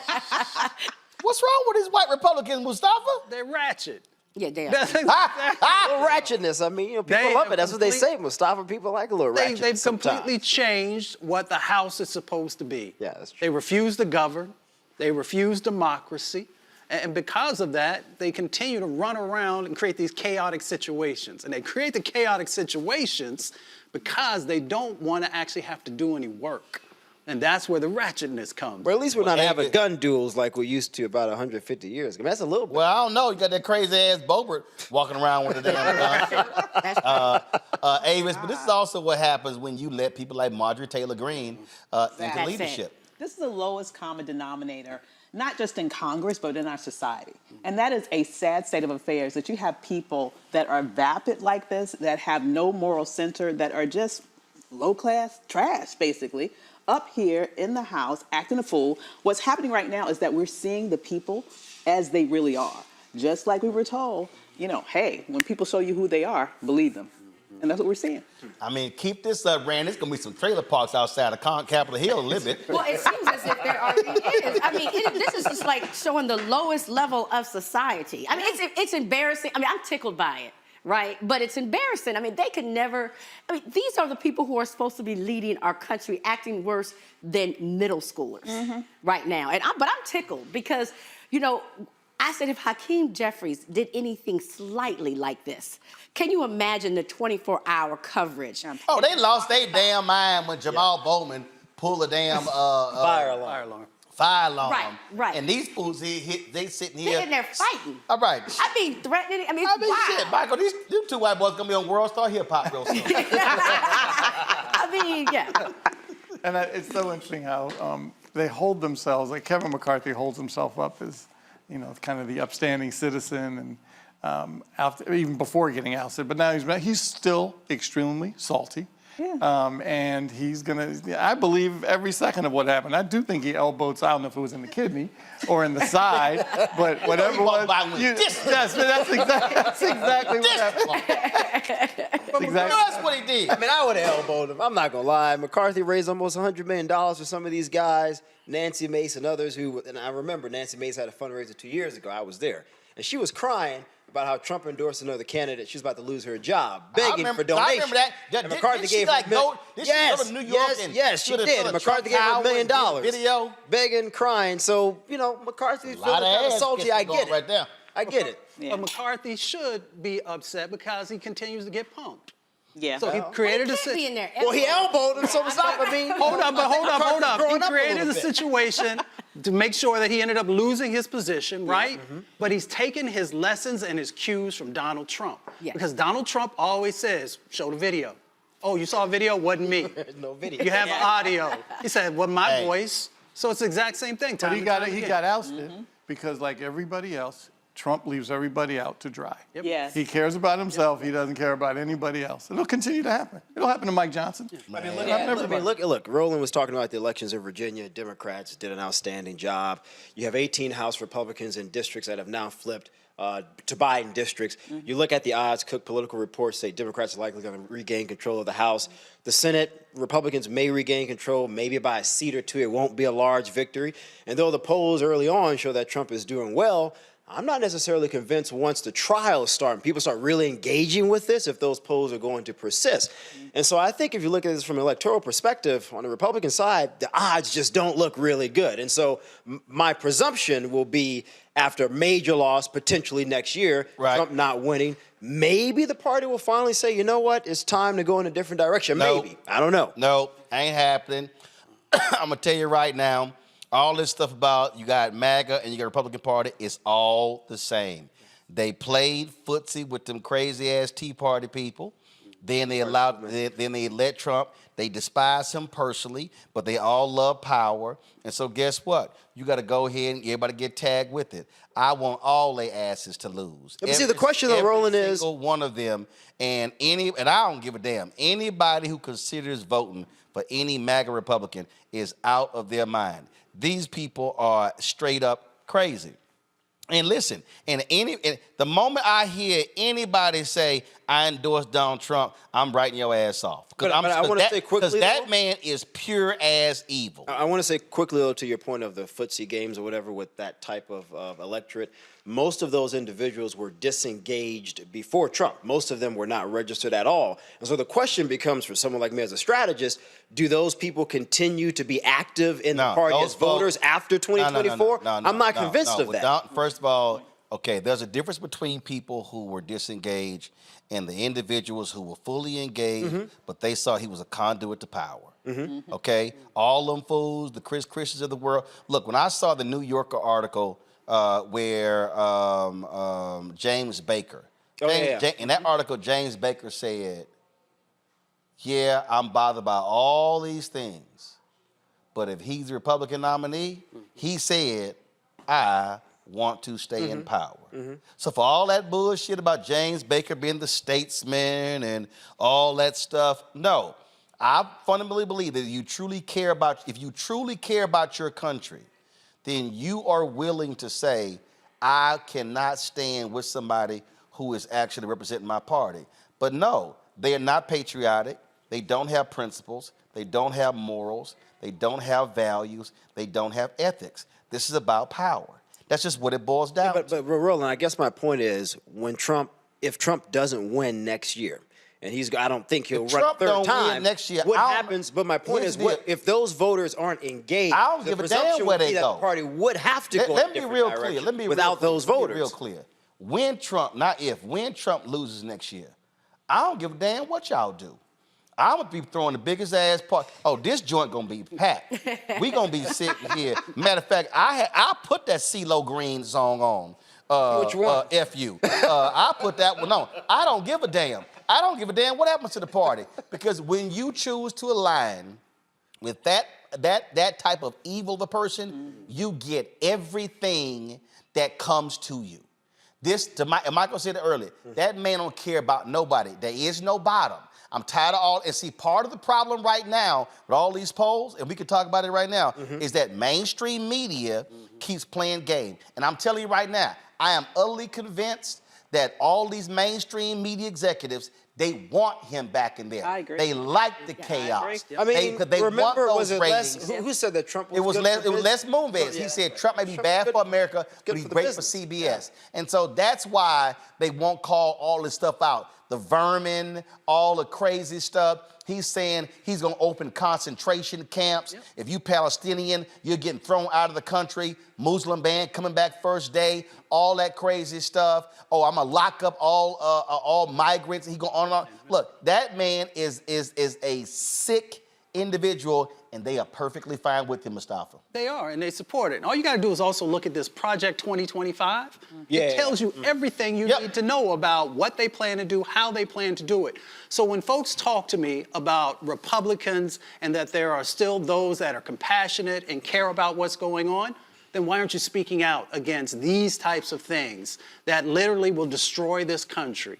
And if you're not willing to stand up and do that, then you are co-signing with the behavior and the sets of actions that people are trying to put in place. Go, Michael. And you can count on one hand who those are. Yeah. Mitt Romney, Judge Lewig, Liz Cheney, and then I guess Kinginger. There were a couple of senators who are no longer there anymore because Trump contested them. No, they punks. You talking They about, would have lost. No, They would have lost. No, they punks. You talking about Jeff Flake out of Arizona. Out of What's the guy Arizona, in Tennessee? I can't remember his name. Was it Corker? Yeah, Corker. Bob Corker. Yeah, Bob Corker. See, that's it. See, here's why they punks. Okay, because they were afraid to run. They were afraid to run. See, my whole deal is, I say, no, run. And if you lose, you lose. But you call out that evil on the other side. Now, they didn't want to do that. So every time Cheney ran. Every time that punk, right, she ran. Yeah, she did. She knew she was going to lose, but she ran. But she ran every anyway. time that punk, Jeff Flake, would be out, people talk about it. Oh, my God, Jeff Flake gave this great speech. I don't give a damn about whatever speech he gave, because he was a punk. They were afraid to tell that man to his face that he was wrong and evil because they're afraid to lose. And the reality, Randy, all these cats, privately, they all Lindsey Graham privately trashes Trump. Absolutely. Rudy Giuliani privately was trash. They all trash him. They know he's an idiot. They know he can't read. They know even more than we know. They see his absolutely. But conduit to power. And you had Bill Barr on Fox News and CNN laying out all of the wrong stuff, and then was asked if his ass is a nominee. He said, I'd like you to still vote for him. I'm like, and you the damn problem. I'm like, that's the problem. They care about power. And what I'm trying to warn all these black people who are sitting there saying, man, I'm turned out, I'm not going to vote, or I'm going to think about Trump. There is not a damn thing that black people care about that these folks are going to support. And that Project 2025, I'm going to dedicate a whole show to that. Because, what these people are planning, they have already made it clear. If you do not adhere to the MAGA doctrine, they are planning to fire thousands upon thousands of federal workers, and they're going to go after every black person they find, because and they're already saying it. They are talking about, they're using AI to determine if that person believes in MAGA doctrine. Well, what they're doing is, this is no longer democracy. And let's just stop even pretending that these people even care about a democracy. They do not want a democracy. They want a dictatorship. They want autocracy. They want minority rule because they know the direction of this country in terms of the demographics. And so they are no longer invested in this experiment that we call America. If we really, as black people, want to be able to have some semblance of power, we need to understand who is for us and who is against us. Look no further than what's happening with the Supreme Court and the destruction of rights. Do you think it's going to stop there? There are so many examples of what's at stake in this election. Please do not be fooled by the okie doke, because that's exactly what would be going on. Shamika, they stopped and ran. They stopped in every black district. They fight Alabama, Louisiana, Georgia, Florida. They fighting all of them. And we're talking in code right now. When we say power, we're talking about upholding white supremacy. I ain't talking in code. But I'm saying some people may just hear power. They're talking about upholding white supremacy. They don't want things to change. As you're saying, like, as the demographics are changing, as they... No. They do want things to change. They wanted to revert back. Oh. They are angry, which is my whole book, White Fears, about it. Their whole deal is they see what's going on. Look, they know the numbers. The reality is, they know that if you stay on your present course, in 25 years, America is going to look like the America it was supposed to look like. But when their whole deal is like, nah, we can't have that. But when I say they don't want it to change, who still holds the power for the most part right now? Them? Right. And so that's what they don't want to change. And the way the numbers are going, that will change if they don't cheat like they are. They don't do the redistricting and things like that. And so that's what it's all about. And so I don't know why anybody black could think that includes them. It is befuddling to me. Well, I've been saying about young white voters as well. Again, here's my whole deal. Okay, where I come from, it's like in sports. Fine, if you win, you win. Yeah. Okay, but not if you cheat and go, I won. No, your ass didn't win. You cheated. And the bottom line is what they're trying to do when it comes to voting rights, when it comes to removing voting locations from college campuses, off the campuses, because they don't like it. I mean, look, my alma mater, Texas A&M, right wing, okay, they removed, Brazos County removed the early voting location off of the campus of Texas A&M. We're talking about a university with 70,000 damn people. Right. 70,000 damn people. Okay, hell, Texas A&M is bigger than two damn cities, Bryan, College Station. But their whole deal is, it's too many of y'all voting. We don't particularly like how y'all voting. That's what they're doing. And they said it, Michael. The guy in Pennsylvania, now the Speaker of the House in Georgia, they said, if we allow access to the ballot, we lose. Because they can't win on issues. Electoral politics is all about addition and not subtraction. And I've always said this, Democrats have always had an advantage numerically compared to Republicans. The only issue that Democrats have had is that they haven't been able to consistently, until lately, turn out all of those numbers. If they can turn out those numbers, Republicans have a very, very difficult time winning. The math is what the math is. But I will say to that, winning because where they stand on the issues, the majority of Americans don't stand with them. But I will say to that, I think you have black voters in one segment. I think when you look at the Latino community, which is now the largest minority group in the country, Republicans, for the most part, have done pretty well with them. You're talking 35, 38% of that particular group's vote. You look at where Asian Americans are starting to trend numerically. That is something that I'm watching as a strategist. I'm looking at where those trends are going. And so I think black voters are unique, but that's understandable. It's other minority groups that I think people should not get their eyes off of, because those groups don't view politics through the same lens as African Americans. Yeah, because those groups ain't had to deal with black people to deal with. Asian people and Latinos have not had to deal with America the way black people have had to deal with America, period. Now, they have benefited off of the work of black people. They have taken advantage of the work of black people. So, of course, it's not going to be the same. But the fundamental problem with black voters is the fact that those who don't vote. Again, when you start looking at numbers, 32, 35, 38%. We said when Don Scott was here, it was 32% 32% turnout in Petersburg, Virginia. Sister One lost by 173 votes. If black people, come on in here, Congressman Andre Carson, we talking your language. It's just like being black at home. You walk into the house, just pull a chair up. Somebody grab Congressman Carson a chair. Come on. Yeah, we live. Come on. It's a black network. It's a black network. Just stand right behind us. Stand over. That's good. But again, though, so the problem we have, you good? Stay right there. This is Mustafa. The fundamental problem we have is if Petersburg, the sister would have won if that was 33% turnout. It was 32. Right. So the problem is that we turn out our numbers, we sweep elections. We simply not turning out our numbers. That's true.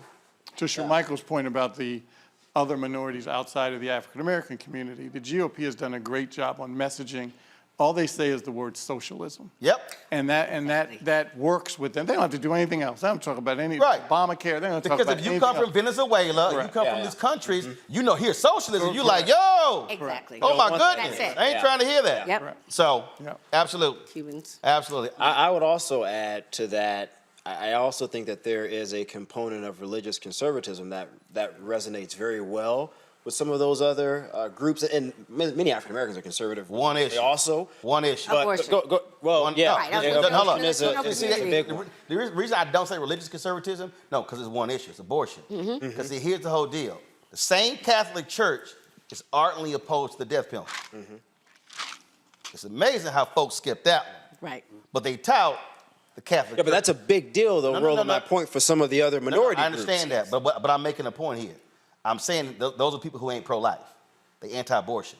Because they love talking about the Catholic Church's position on abortion, but they never talk about the Catholic Church's position on the death penalty. Yep. Let's also think about this whole point of white supremacy. Let's also be real about the fact that there are components, particularly if you look at within the Latino population, for example, that the aspiration is to pass for white. Let's just be real about that. And so there is a desire to uphold white supremacy. And they see that as a way that they can sort of move over to this sort of right-leaning political stance so that they can be favored by the white majority. So when you talk about the nation becoming a majority people of color, I'll go, pump the brakes, because how many of those Latinos we identify as white Hispanic? Right. Yeah. And 100%. they literally are changing the rules. I mean, Texas did that, right? They're literally changing what it takes to qualify as white, because they don't want us to be seen as the majority. Well, because 61% of Texas right now are a minority, but 61% of people who vote in Texas are white. Yeah. So, again, if you use your numbers, win elections. And a growing number, I should add, I was just reading a study about this, I think from either Harvard or MIT a couple of weeks ago. A growing number of ethnically or demographically background Latinos are identifying as white Latinos. We're Right. seeing a trend. Yeah. Right. So that's why when we talk a lot about diversity, I'm very skeptical of that word because and they how can we all categorize Yeah, people. because if you can look, the phrase "white is right." Bottom line is, they're like, man, I ain't trying to identify with them. If I can identify with the white folks, I'm good. No, that's Seriously. real. Yeah. And we got to deal with the fact that racism comes from those countries as well. Being in the DEI field, the only time they would count themselves as minorities is for those numbers. Yeah. So, okay, you're a minority today because we want to say we have 26%, but these are white passing Latinos at these companies and people who associate with whiteness, right? But when they want to get their numbers up, okay, but we are very diverse in this company because we have this many, right? So, they play that game very well. Yeah, okay, all right. You keep doing that here. I'm gonna start calling people out. That's why when I sit in meetings, they be like, well, Roland, can you say minority? No, I say black. I was in one meeting. It was a school choice meeting, and this one guy, he was Hispanic. He goes, I keep hearing black. I'm Latino. I said, hey man, you are more than welcome to launch school choice is the Latino choice. I said, I'm here for black people. I said, I'm here for black people first. Then the rest of y'all can do what y'all want to do. Roll here for black people. And literally, it was about 30 folk in the room. It was 2 black people, 1 Latino dude, and everybody else was white. I said, I want everybody else, roll here for black people. And I told them all in the room. You think you weren't there for people of color? Hell no. But Roland, remember... Listen, it's some shit I don't use. I don't use no BIPOC. That term. I don't use that bullshit BIPOC. Oh my God. Yeah. No. I don't even know what the hell that even means. I can't even. I don't use BIPOC. I don't use people of color. I used to say black and minorities. I don't even put us in the minority category. I put black, everybody else in the minority category. Do you like black and brown? Huh? Do you like black and brown? I might use black and brown depending upon what part of the country I'm in. Because I ain't saying black and brown in Florida. Now, I do know there's some black and brown coalitions, but even with that, I covered the battles between African Americans and Latinos when it came to power in Houston. But and look at Los Angeles. Police department, fire department was happening in Los Angeles. Yep, you covered and all of that. And so people have to understand, again, I go back to power. And what I keep saying to black people is if you look at numbers, in many ways, Latinos have demographic numbers, but they are not registered. Right. Our problem is we got the numbers, and in some cases, we're registered, we simply don't turn out. So that's how I look at it as well. All right, hold on one second, y'all. We come back, our marketplace segment. Black-owned golf equipment company. That's right. It actually is real. Michael, you brought me some Titleist Pro V1s, but these brothers, they got their own golf balls as well. We'll talk to them next right here on Roland Martin Unfiltered. Yep, it's my 55th birthday. We're hanging out, having a good time. And so we, of course, is Lynette here with the food? Good, because I'm hungry. Okay. So we were sitting there talking about all these old fronting folks because of minority. You know, every time I think about that, all I think about is sitting here jamming MC Breed. Ain't no future in your fronting. Every single time. That's how I think about it. All right, y'all. We'll be right back. Roland Martin Unfiltered, the Black Star Network. Hey, today is the one day of the year we all pretend you are the favorite child. Enjoy. Love you, big brother. Happy birthday.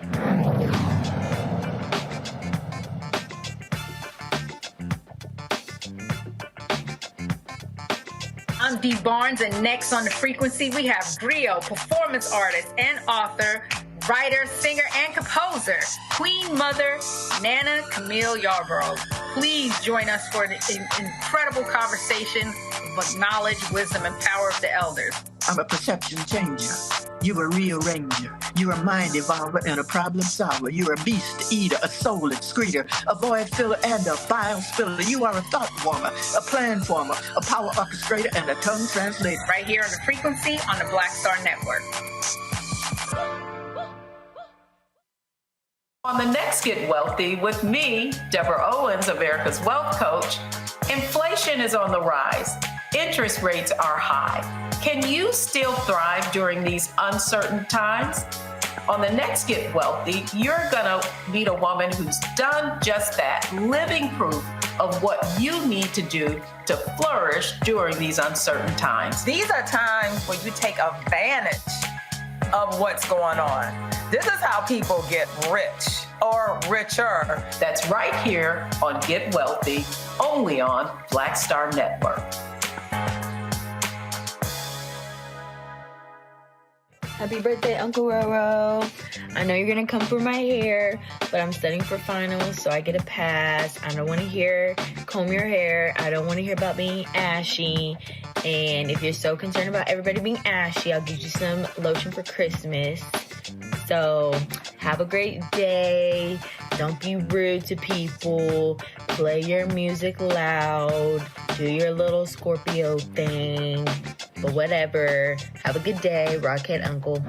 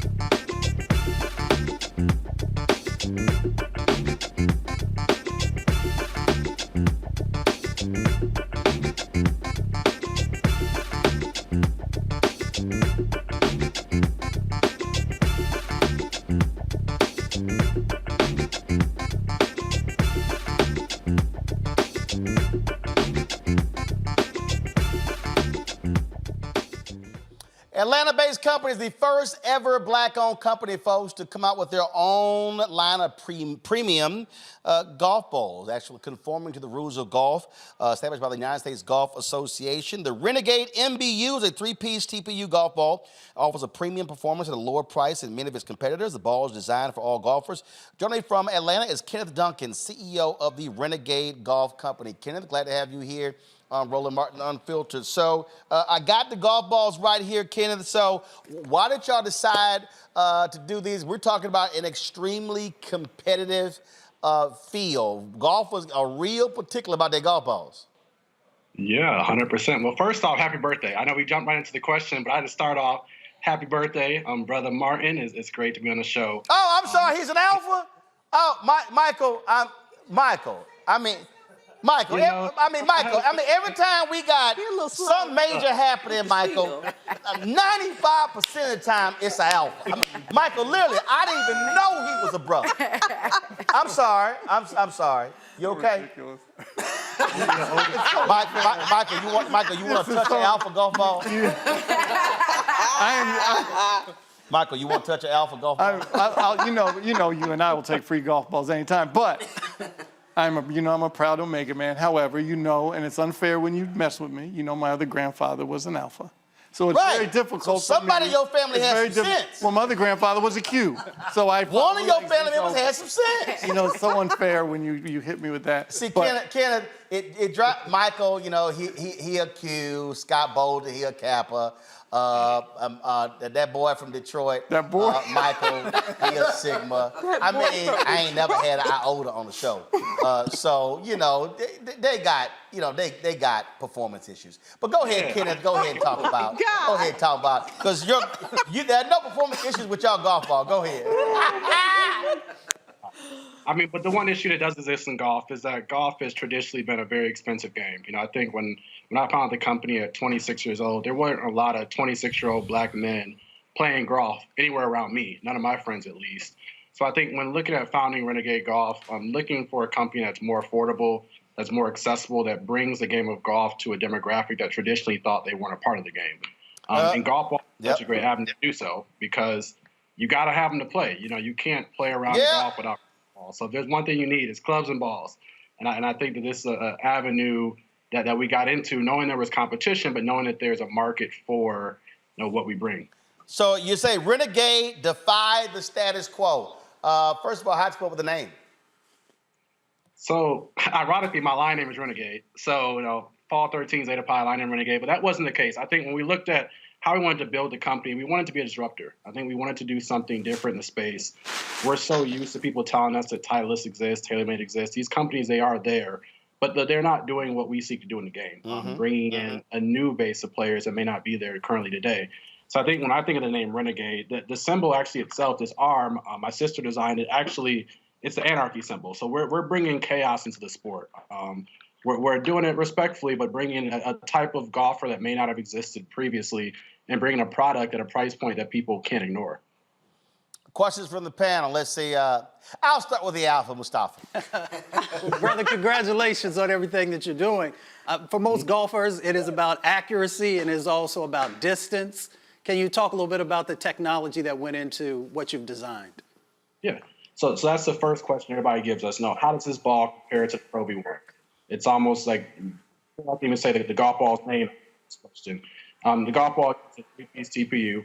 It's 85 core compression. So it's a type of ball designed for a high-level play, also one that can be enjoyed by your regular everyday golfer with a swing speed.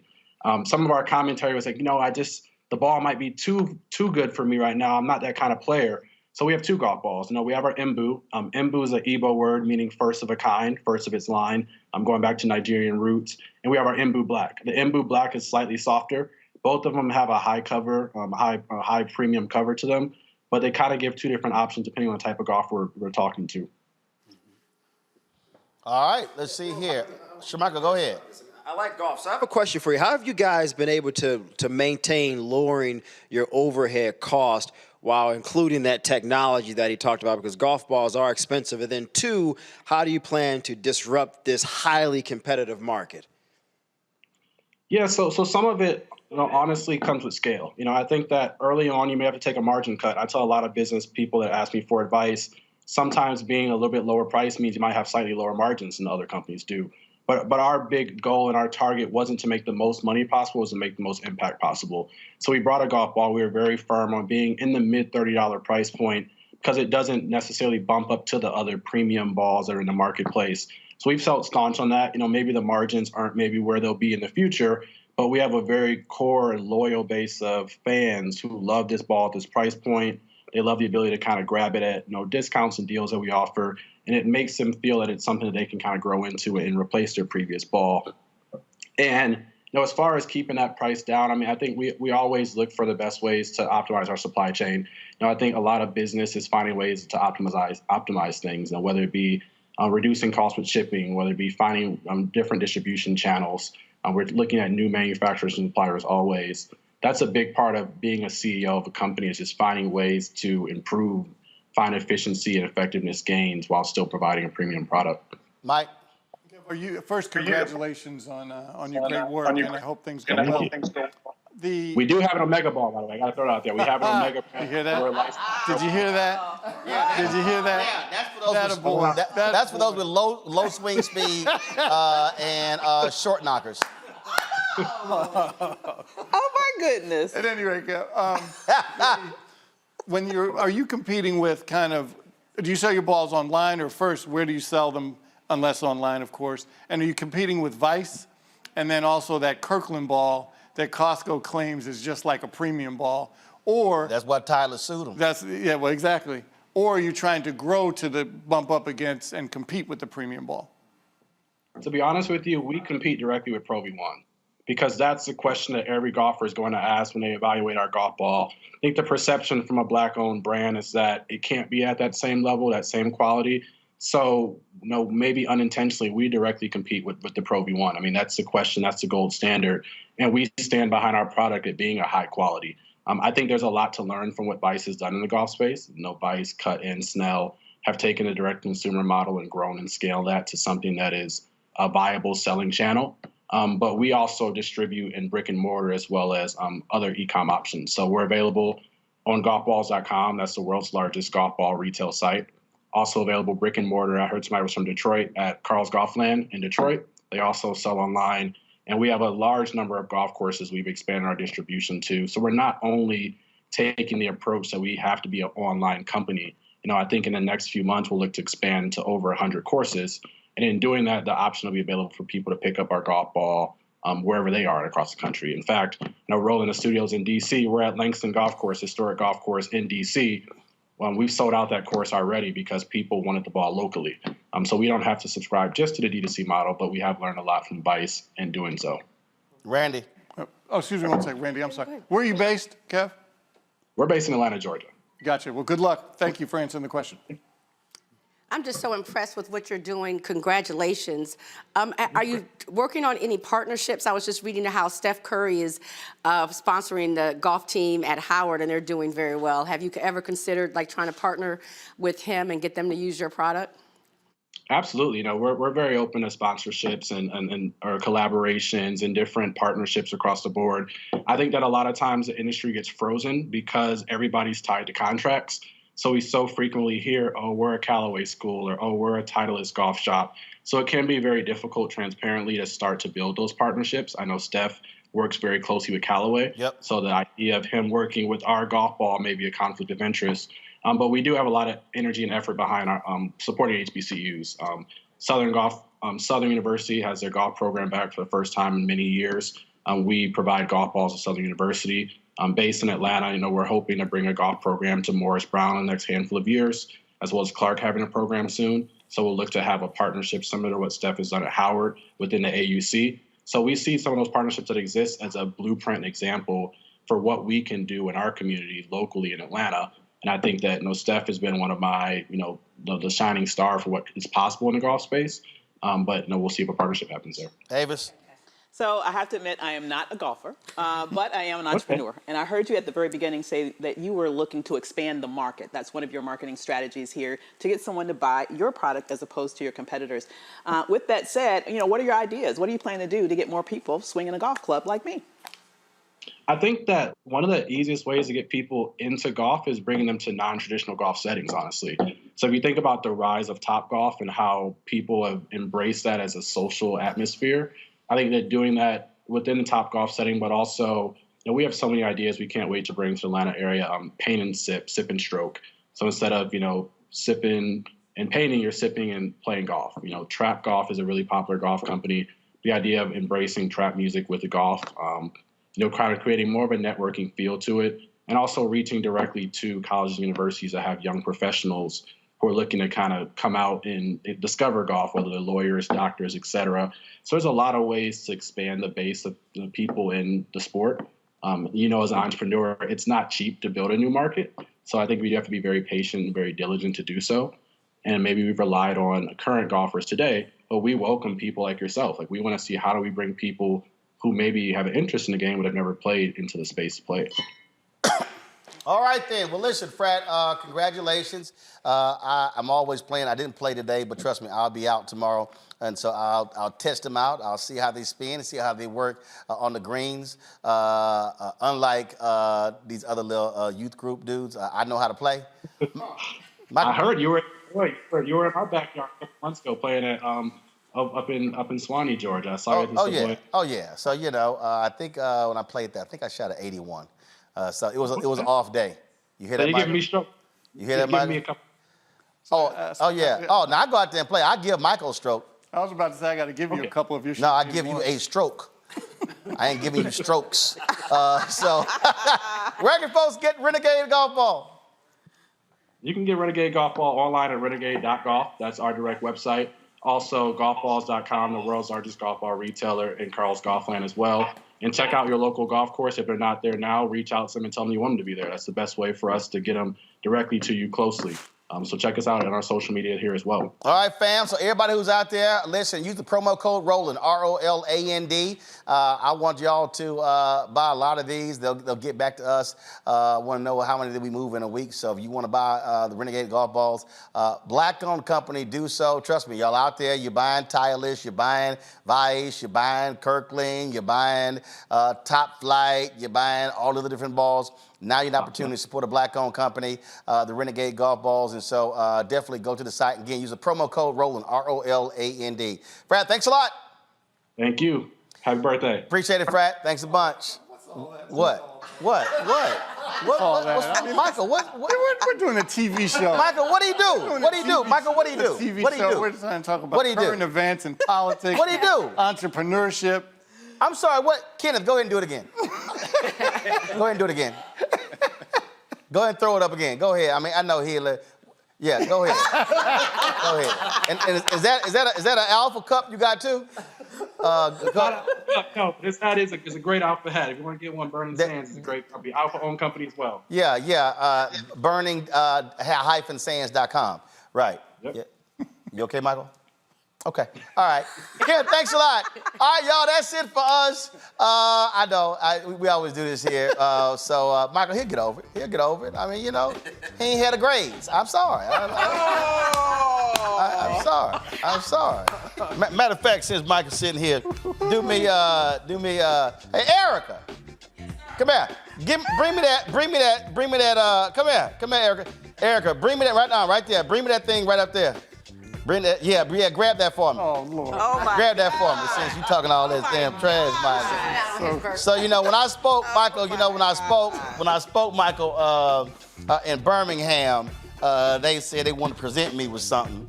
And so they did, and so but they bring like an award show. Absolutely, Neonta, just hand it right over there. So Neonta, I want him to touch it so he can feel it. No. So go ahead. So yeah, so Mike, I just want you to go ahead and see. First of all, see the quality of this, Michael. See, hold it for your grandfather. Hold it for your grandfather.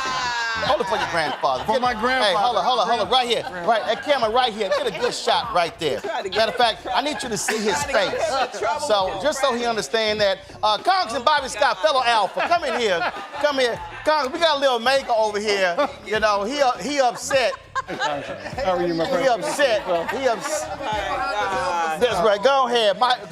No, just stand behind Michael. Stand right behind Michael. We gonna stand right here. So, look at that camera right there. So, Michael, on three, say, who's your daddy? Who's your daddy? That's how we do it. All right, y'all, that's it. Let me thank everybody for being on today's show. It's been fantastic. We're about to turn the music up. The food is here. That's called the flyaway sign. The food is here. So looking forward to it. I appreciate it, Fred. Thanks a lot. Congresswoman Crockett came by. I don't know where Congressman Carson go. He's still here? Yeah, he was here. Like, where'd he go? So, all right. So we're going to see him in a second. So, y'all, don't forget, supporters of what we do. Join our Bring the Funk fan club. See your check and money order. P.O. Box 57196, Washington, D.C. 20037-0196. Cash App, $RM Unfiltered. PayPal, R Martin Unfiltered. Venmo is RM Unfiltered. Zelle, Roland at RolandSMartin.com. Roland at RolandMartinUnfiltered.com. All right, folks. That's it. I'll see y'all tomorrow. Right here in Roland Martin Unfiltered on the Black Star Network. Michael, you know Alpha's rule. I'll see y'all tomorrow. Holla!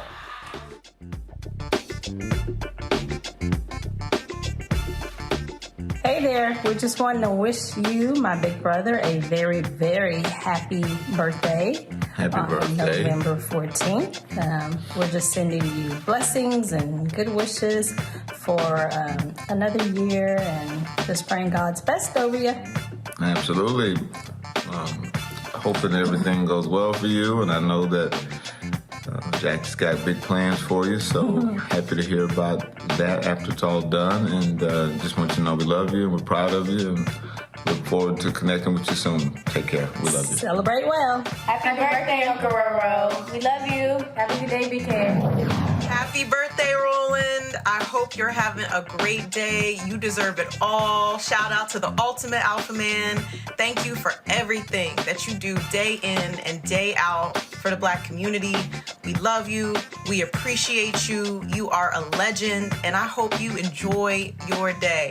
Sending you all the love and light. Happy 55th birthday, BAMX. And for those who don't know what that stands for, that's Black American Express card, because wherever he goes, he just gets a pass and takes us in with him. Anyway, I hope that you have the best birthday ever and that your next 55 years are even more successful and more prosperous and more blessed than your first 55 years. Happy birthday, Bama. Roland, happy birthday, bruh.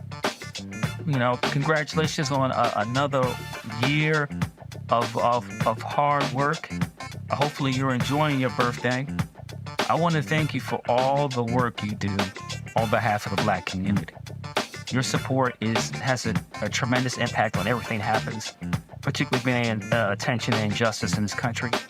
I also want to personally thank you for all your support along my journey in terms of learning more about how, television and all the other details that come along with it. But lastly, congratulations on epitomizing what it means to be an alpha man. Manly scholarship with love for all mankind. Once again, congratulations. I wish you all the best. 06. Happy birthday, Roland. I hope you have a great birthday and a wonderful year. Thank you for allowing me to have the opportunity to come on your show. It's been really a pleasure to talk with you and others about the importance of elevating Black voices and making sure Black people stay involved in the political process. So thank you again. Thank you for being a champion for us. And I hope you have a great birthday. 55. What a great feat to reach. If you want to start looking young, incorporate mayonnaise in your diet and do your squats. No, really, all jokes aside, I wish you many, many more years of keeping it real, great laughs, and doing the hard work for our community. From your favorite millennial, happy birthday, Roland. Uncle Roro, it's your big day, big 5-5. And man, I just wish I could be there in person to really celebrate you, but I had to send this personal video to just say happy birthday and, just thanking God for your life and just praying that you just continue to walk in purpose and continue just doing and being who you are. I just thank you consistently for taking a chance with me and, allowing me to be a part of what you are building at Black Star Network and with RMU.